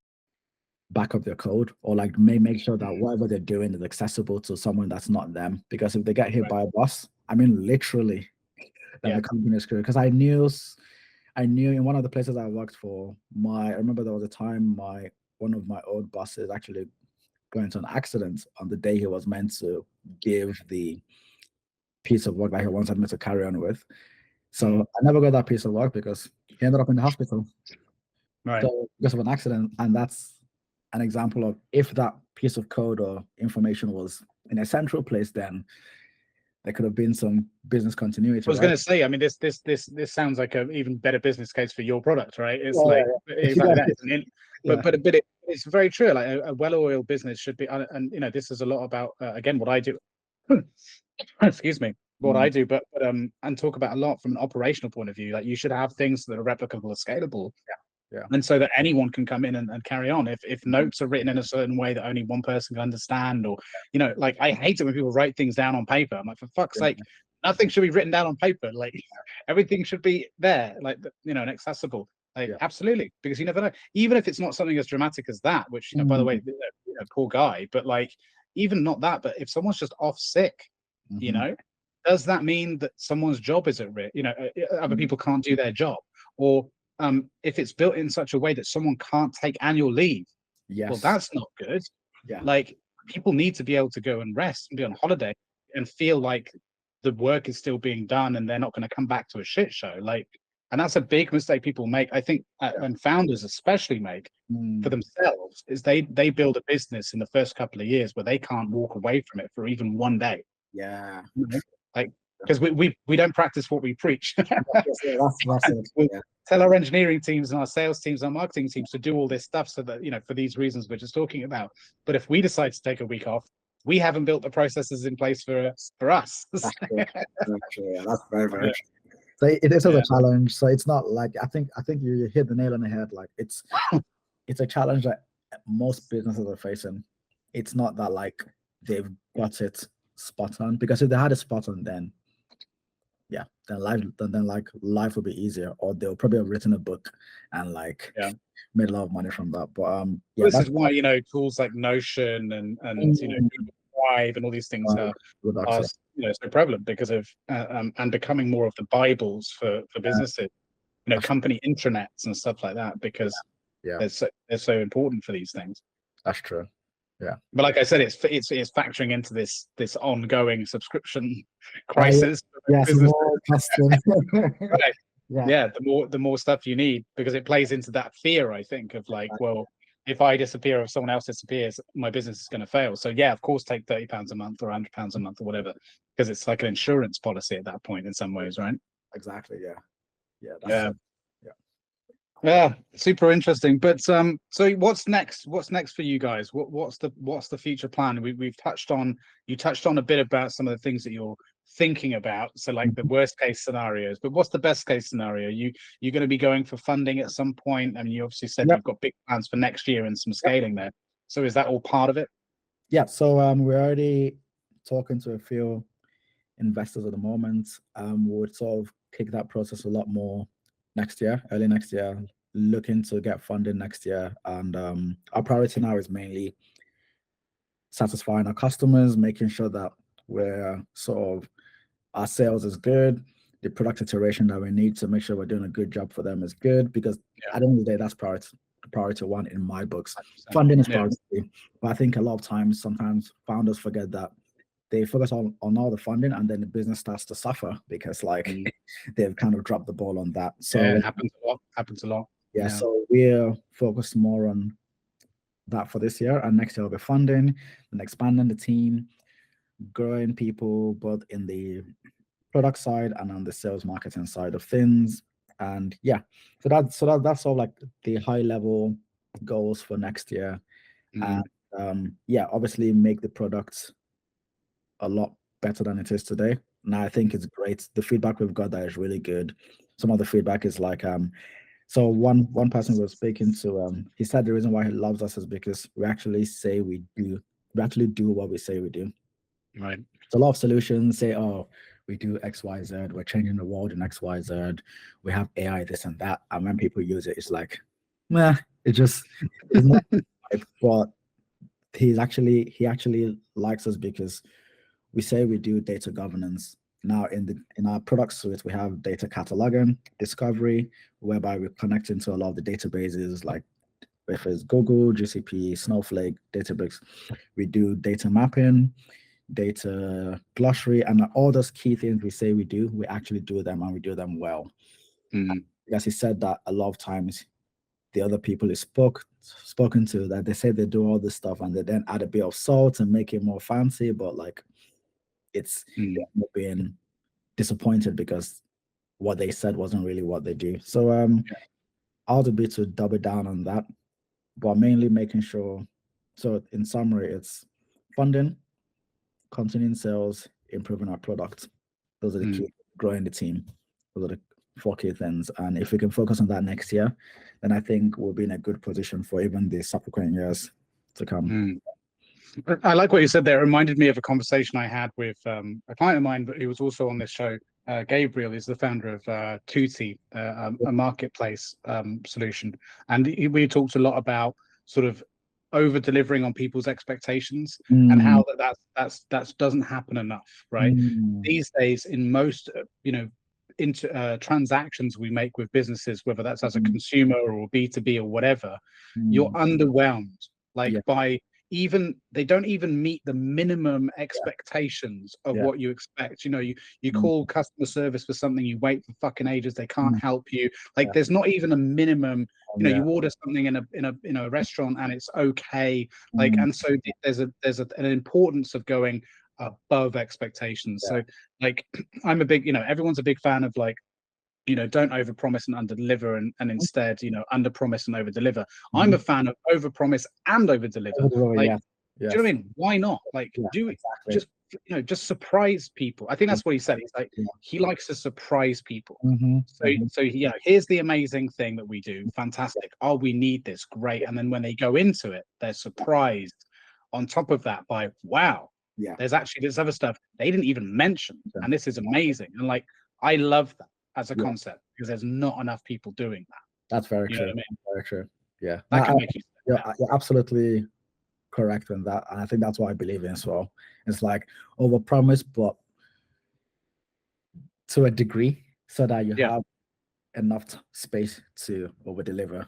Because if you overpromise all the way to the end, then there's nothing to overdeliver on, right? So it's a fine. There's no mystery. Exactly. Yeah. But it's I'm deeply passionate about that. I think, but it's an easy trap to fall into because of it's expensive and it takes time and all that. But I think there's even small things people can do from a software perspective, from an UI perspective, like surprise people, to make people go, "Wow, I didn't know I needed this until you did that." You know what I mean? Just having that foresight to build something that's just here's a little extra bit of data. That you didn't ask for, but we know, or something, like that. It's just, I think those are the little things that make people these days go, oh, wow, these guys are good. This is actually an enjoyable tool to use, not just something I have to use because my job tells me to, but I actually enjoy interacting with this. That's huge. That's huge. Yeah. So presumably your role is going to change quite significantly and to some extent in the next sort of 8 to 12 months, right? Because if you're going to be shifting, I imagine, from product and into more of this fundraising mindset. Yeah. That can be quite a culture shock. Do you feel prepared for that? And if not, why? What are some things maybe you're doing to prepare for that? So I would say my role would change a bit to fundraising, and I do expect it to be a culture shock, which is my first way of preparing. So I'm not always shocked with things because I do believe in change. So that's I'm like, okay, I don't really know what's going to happen, but I know something is going to change. And another thing that helps with that is also speaking to people that have been through that route before. Like, why invent something? Why think of something yourself when you can just speak to people? You can Google something. Now you can chat GPT something. You can do all these things to get a lot of information. I do like to read books as well. So probably read a few books just to help me in that process. And then even with all those things, I will still leave an element for like the unknown. Yeah. To still be shocked by something that I couldn't figure out by people telling me or by advice or by Google. Like there will still be an element of the unknown. And I think, and that's totally fine, because at the end of the day, I don't have the luxury of time to spend like years getting the whole picture. Even when you get the whole picture, you still don't know everything. Of course. So that's a point where like I think there was I don't know who said this, but it's like I don't know where this quote came from now, but I think it was a quote by when now I'm not saying it needs to be 51%, but someone said when they spoke to Obama when he captured and they killed bin Laden, he said that they only had a 51% accuracy that he was in that house. Right. It went off at 51% accuracy. So he was already sure, like the odds were like, okay, it's not 50-50 anymore. It's 51%. So let's just see how it goes. Right. And now maybe that 1% was enough. Yeah. And maybe in reality, you want more than 51%, especially in the different industries. So when you're dealing with like in like aviation, I think you want 100% accuracy because right. or like healthcare or things like that. But a lot of other industries. But I mean, like even then, we didn't get the aviation industry without a lot of risk taking first, right? Exactly. So that's just the reality. Yeah. So as long as I'm confident to a degree, and I think I'll be ready to sort of just take on the remaining unknowns. But I'm aware that it's going to change, and rightfully so it should. So I think the point of expanding the team will be to get more technical people, meaning that I can then take a step back on the technical product side and get like a more, even ideally get someone smarter than I am, because like the whole point of a business, you want to get people that are smarter than you are in all the things, because you don't want to be the smartest person in the room. Exactly. So my job is to get someone smarter than I am, and then that'll be a job well done, because one of the biggest jobs for us is hiring. It's people, not really so I need to make sure that like I'm getting a good team, and then I can then focus on the fundraising. And even on the fundraising, I'll still want to be surrounded by a team that will help me on that fundraising journey that are smarter than I am to get that job done, right? So so that's how I'm planning to approach it. But I'll still say it's priority 2 even for next year, because I still believe priority 1 is sales and product. I don't want to happy customers, right? Happy customers. Yeah, it's the number one thing. And because I can't control, because I'm in a better position to control that than funding. Right. And although yes, we want it, but like the reality is there's a limit. But it's also limited and it's unlimited, and we're in a climate where people have to maybe reduce their expectations, because the funding climate at the moment is a bit more, it's not like it was 2 to 3 years ago. We also need to adjust our expectations, and that's what I'm also trying to mentally do. So I'm hoping for the best, but preparing for the worst, because you never know. That's pretty much my mantra in life. And also it sounds like you're very much in the zone of another mantra I have, which is you sound like you are very comfortable being uncomfortable. Right. And I think that's an incredibly important mindset to have, of like, you do what you can to prepare for the unknown, and that's all you can do. There's no point getting anxious about it, or if you just control what you can, which is your preparation, and then you go, okay, right, I've done what I can, and now I need to dive in and see what happens. Like that's all you can do. So it sounds like you've got a really great combination of pretty much all the things I'm constantly talking about on this show, to be honest. Which is great. But it's interesting as well, you mentioned about the focus being on happy customers, essentially through sales and the product, and that being priority 1, and then funding being priority 2. Because I would say that actually what's great about that as a strategy too is that one feeds into the other, right? because if you're able to demonstrate to potential investors that is your list of priorities, I mean, man, that makes you very investable. True. You know what I mean? Because true. like there's especially if you're doing actionable things that are very easily demonstratable in an investor pitch or on a deck or whatever, to show how important that is, because if that's longevity in business, that's a scalable business, right? True, yeah. And I think investors aren't as trigger happy as they once were. Now they want to make sure that they can't just invest in 100 companies and hope that 2 succeed. Now they want to invest in like 40 and hope that 5 succeed, like they're being very cautious as well. And yes, we need the money to grow, but we're not desperate for the money.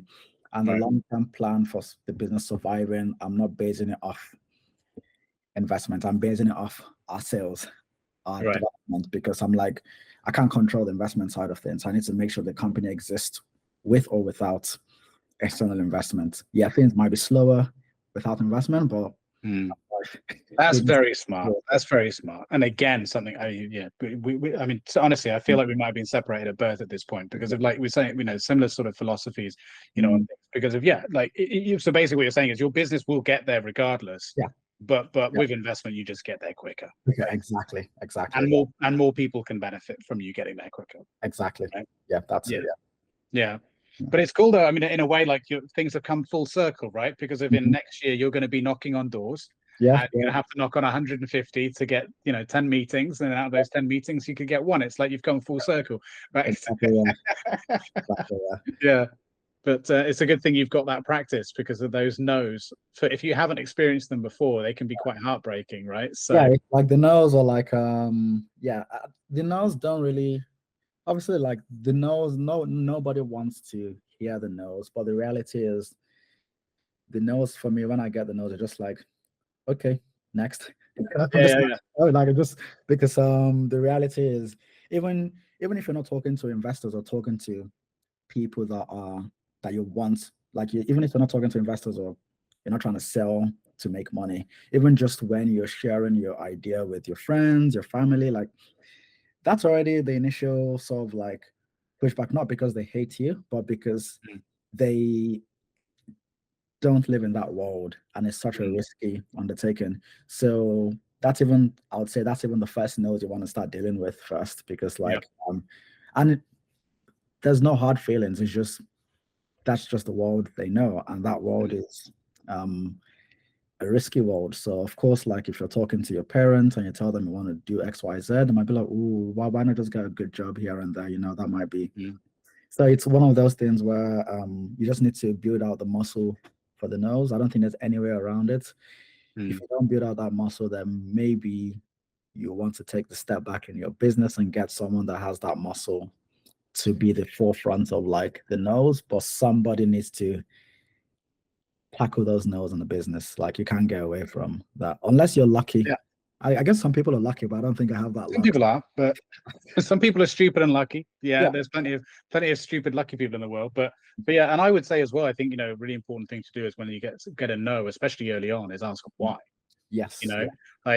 Because I think people are quite afraid to, they just they're hurt by the no to a point that they just sort of put their tail between their legs and go, "Oh, okay, sorry to bother you," and run away. So no, take the time to like, okay, can you tell me exactly why it's a no? Because otherwise you can't do anything with that. I agree, and it's like, what else do you have to lose? Right, they've already said no. They're not gonna say no and no anymore. Exactly. Right? So you might as well see what you can, or even like if they say no and you ask why, you could also be like, okay, who else could you recommend that might be interested? And like, because so it's just like, I really like that you said that, because it's like, okay, just try and get the positives out of that no, because that itself could help open doors in the future. And our iteration has happened off a lot of those no's as well. And no, because XYZ. Now, some of the XYZ we can't control them. Some of the XYZ we can totally control them. So the ones we can't control is like when a company says, "Oh, but you're not Microsoft." So I'm like, fair enough. We cut that. I can't really control the startup, right? But then the other no's where it's like, "Oh, you don't have XYZ features." Okay, we can control that, right? We can make it. So it depends on like the types of no's you get. Yeah. And then you can turn that into a future opportunity, right? So yes, you're right, we don't have that right now, but Yeah. if let's say a hypothetical, if we did have that tomorrow, would you say yes?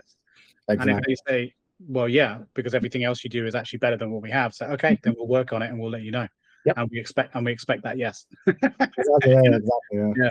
And also what I tell people as well is like the all of this, and you've got to turn it into a positive to a degree. And I think one of the biggest things that's quite disappointing for a lot of entrepreneurs and founders when they pursue something and they get turned down is they feel like they wasted time, right? They feel like I've been actively pursuing this person or this approval or whatever for something, and then it's been a no, and it's like, I could have been doing this. What a waste of my time. I could have been doing that. I could have been speaking to someone who said a yes, right? That's the mindset. And you have to change that mindset, because if you do ask why, suddenly it's valuable. Suddenly it's okay, you didn't get what you were after, whether that was money or whatever, but now you're getting something else which can actually be more valuable, because you get more yeses. So you've got to change that mindset. Every experience, as long as you're making the most of it, is equally valuable as any other outcome, even if it's a negative outcome, right? Sure. That's very true. That's very true. Yeah. But it's easier said than done, because if we all have egos, and we're all fragile creatures. Yeah. But I think it's one of the most important thing I would say is self-awareness. Yeah. So if you have an ego and you're like, okay, you said no, bye. Later on, are you self-aware to know that you did that, and how can you then make sure that doesn't happen again? I think that's a very important, underrated skill. Like, you need to, and I guess sometimes that means you might be more self-critical, but not in a bad way. It's just in like, it's just like you go to school and they mark your scorecard, but now you're giving yourself a scorecard. How was I? Like, conversation, is there anything I can do better? Even when things go well, it's like, okay, what can I learn from that good conversation? And being self-aware to know that, like, as I said earlier, it's fine to make a mistake, but like, maybe don't do it again. And the only way you cannot do it again is if you're self-aware to know, like, what you did that may have been wrong, and then improve things. But I think that's a skill that helps me, at least, to not relax in terms of like being complacent, because I'm become better, and the only way I can be better is if I evaluate myself. Now, I know the downside of that is it feels like you're never like, it's like never good enough. Like, exactly. Sometimes, it's a bit like, I know that they say that about some of like the very good football managers, where like they win 20 matches, they lose one, and they're so like, oh, I can't believe I just. Right. Well, that's because they want to like, but they keep making sure that they don't relax, because once you stop that, then somebody else is going to take your spot. Right.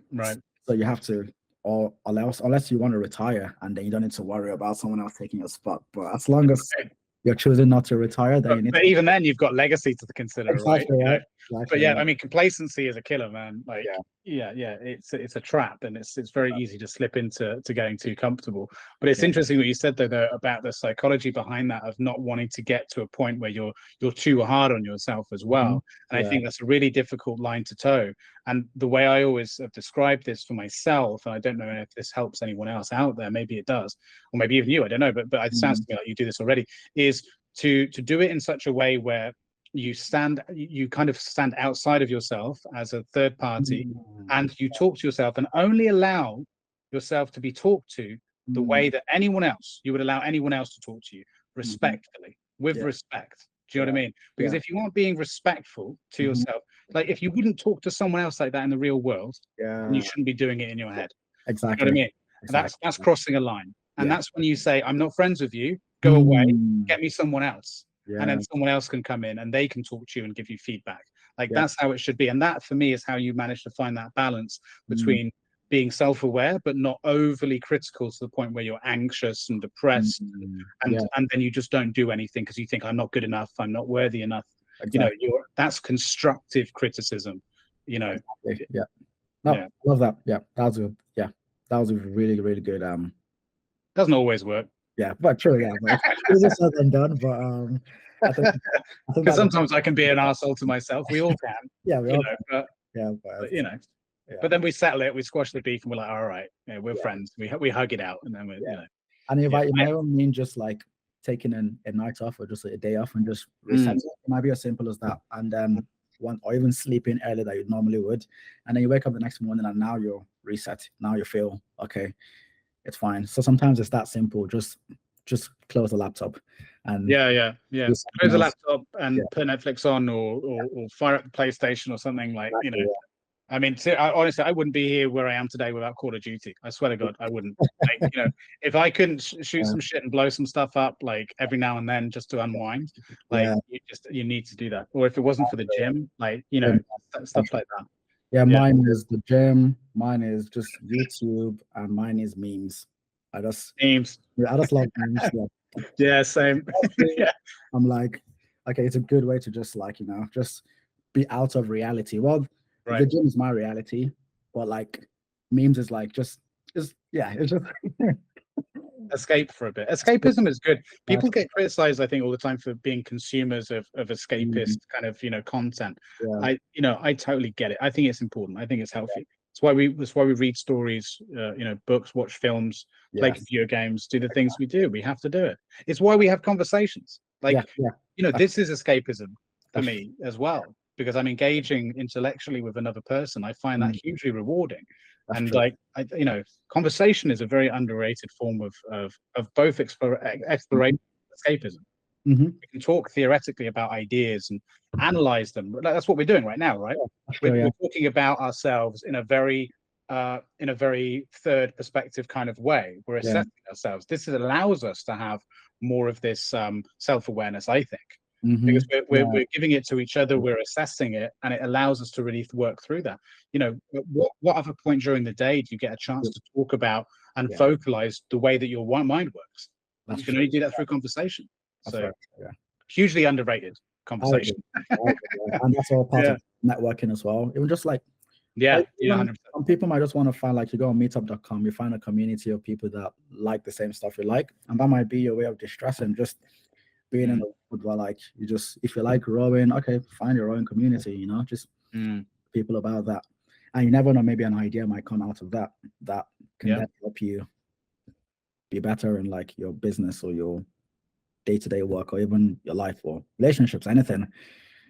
I know a lot of people actually who have been trying to found founders for a long time, and it's only from doing recreational stuff they just meet people and they're like, wait a minute, you would be perfect. Like, you know, it just happens, you know. Sometimes people are in the places you least expect it, you know, the solutions to things that sometimes right there, and you just don't realize it, you know.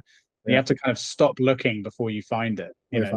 What a lot of people say about love, right? You know, finding your partner. You know, if you're constantly looking for it, man, it won't happen. But when you least expect it, and then it happens. That's 100% accurate. I think I just remembered now, if there's anyone out there listening, maybe they're in the London tech scene and they're looking for a co-founder. Now, I can't guarantee it, but you want to join some networks. So one of them is like London Tech Network. And just go there. It's a community of, like, engineers, designers, founders, salespeople, VCs, investors. Just, you know, just go to communities like that. Or and then you might end up seeing someone there that helps. That was actually how we got our that was how I networked with our summer intern. I saw one of the events, and it was like, and she basically just pitched herself to me, and I wasn't even thinking of an intern, but, like, I was like, well, I'm sold. So, like, that really helps in terms of, like, but it's also, maybe don't do it with the thoughts of getting something out of it, you know. Just 100%. Just go with the flow. Just whatever happens, and then you'll be really surprised by the outcomes when you just go with the flow. That's so important. Networking actually is powerful. Networking is powerful when you're not trying to get something out, or you're just trying to see if you can connect with somebody else that shares your ideas or shares your beliefs or, like, your visions or whatever. And then that's how friends are made. That's sometimes how co-founders are made. That's how relationships are built as well. As you said, you might not be looking for it, but that's how you might find your partner. Right. And I find often as well that if you go into a scenario with the idea of giving first, then you will often find you get a lot more out of it.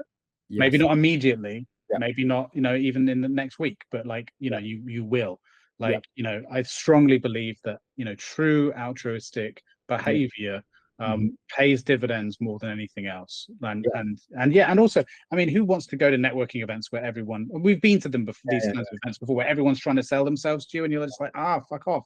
Like, it's not how you make friends with people, you know.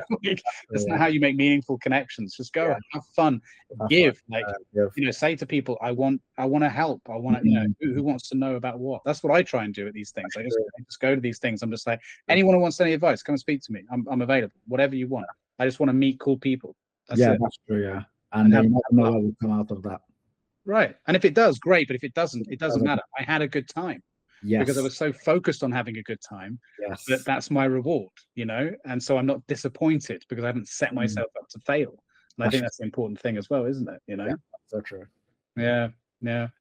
Well, listen, man, normally towards the end, what I tend to do is ask for my guests to tell me some tips that they would give out to founders. But I feel like we've covered so much ground on that already. So instead, how about this? I'm going to be putting the links to your profile on LinkedIn and to your website, of course, for the platform, and anything else. If you want to send anything else, you know, that you want me to link down there, any resources, anything at all, then I'll be happy to put them in the description on all the platforms. But I guess, you know, this is as we've got a couple of minutes, excuse me, a couple of minutes left, that normally I would do that. Instead, I'll switch it up a little bit.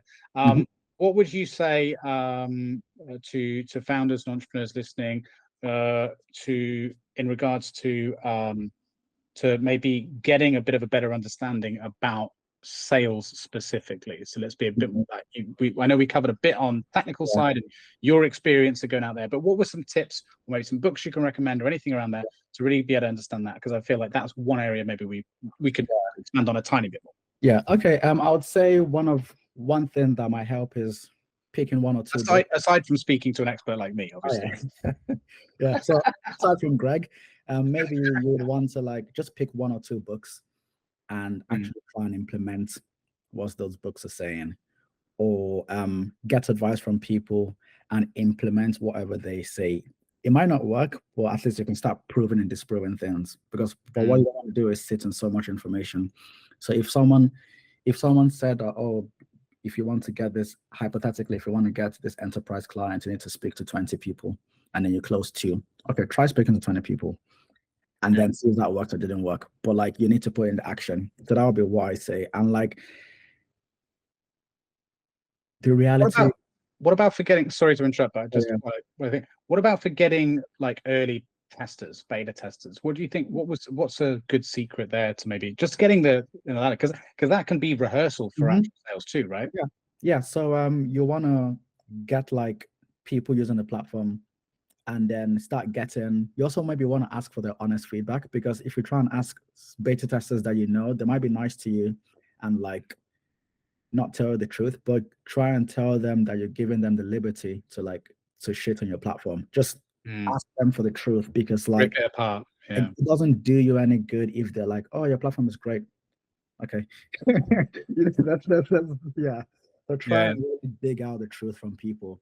And one of the ways you can dig out the truth is like, okay, would you pay for it? And 9 times out of 10, they'll be like, no.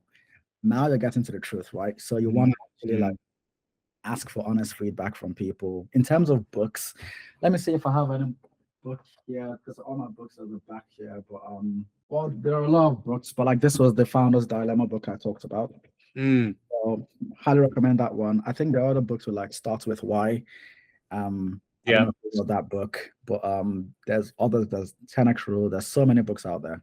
But I would say read a few and try and implement. Don't read 100 books. Just read a few and actually try and start practicing those things, because it can be overwhelming otherwise. Exactly, yeah. So it's just reading, and that'll be my biggest advice. And then get someone that's better than you in the industry. Let them mentor you. Let them be your advisor. Let them coach you. Let them be your co-founder. Like, you don't know everything, and even those people that are experts don't know everything, but at least they know more than you, and that's the starting point. So like, and then just go out there and like fail. Literally, that just go out there and fail. And when I mean fail, I don't mean like, it's not when you get a no, that's not failure. When you stop, that's when you failed. But if you get a no and you just carry on, then that's not failure, you're just learning. And I think it's maybe the school system teaches us that, like, if you got something wrong, then you failed your course. But the reality of life is that's not how life is. You need to try and just put in the work. So to answer your question, read a few books and implement it.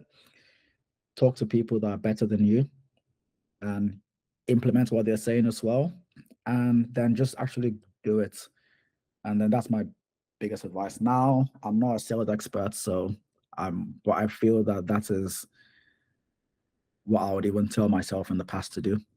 Just to do. And the only way I can do it is by doing. Yeah, simple as that. But you got to get off your ass and get out there. Yeah, absolutely. Well, listen, man, we've come to the time which has flown by. I don't know how. I'm actually surprised. Yeah, that's crazy. But yes, we'll definitely have to do this again, because I want to, hear maybe next year at some point when you've got the time, between everything else you're doing. I'd love to hear what the things are like there, where you are on the journey and everything. And I'm obviously going to be cheering you on, and we'll keep in touch. And I appreciate you being so generous with your time, considering how much you're doing. So thank you so much. Yeah, thanks for having me, Greg. Really enjoyed the 2-hour chat we had. I didn't realize it was 2 hours already. I was like, yeah, I know. It's crazy. It's 150. So, yeah, it's crazy. When I always tell people, like, when we book this in, it's 2 hours minimum usually. They're like, oh, that's a long time. I'm like, you won't be saying that by the time we're done. Trust me. It's not enough time, is it? Like, really. So much to talk about. But no, thank you so much. You've been so generous with your ideas, your thoughts, and everything, and talking about your business. So, like I said, I'll link everything below so people can like follow you and the business, and maybe use your business too. That would be useful too, or give you some money. But and maybe I'll see you around London. I don't get up there much, but I do try and go to networking events and so on. So I think I saw you at London social scene once. I think. So yeah. Probably I'll be seeing you there again. We'll grab a drink and catch up. I look forward to it. All right, man. We'll have a lovely weekend, and thanks again. Okay. Cheers. Bye. Thank you for listening and/or watching. Please like and subscribe and join in the conversation in the comments below.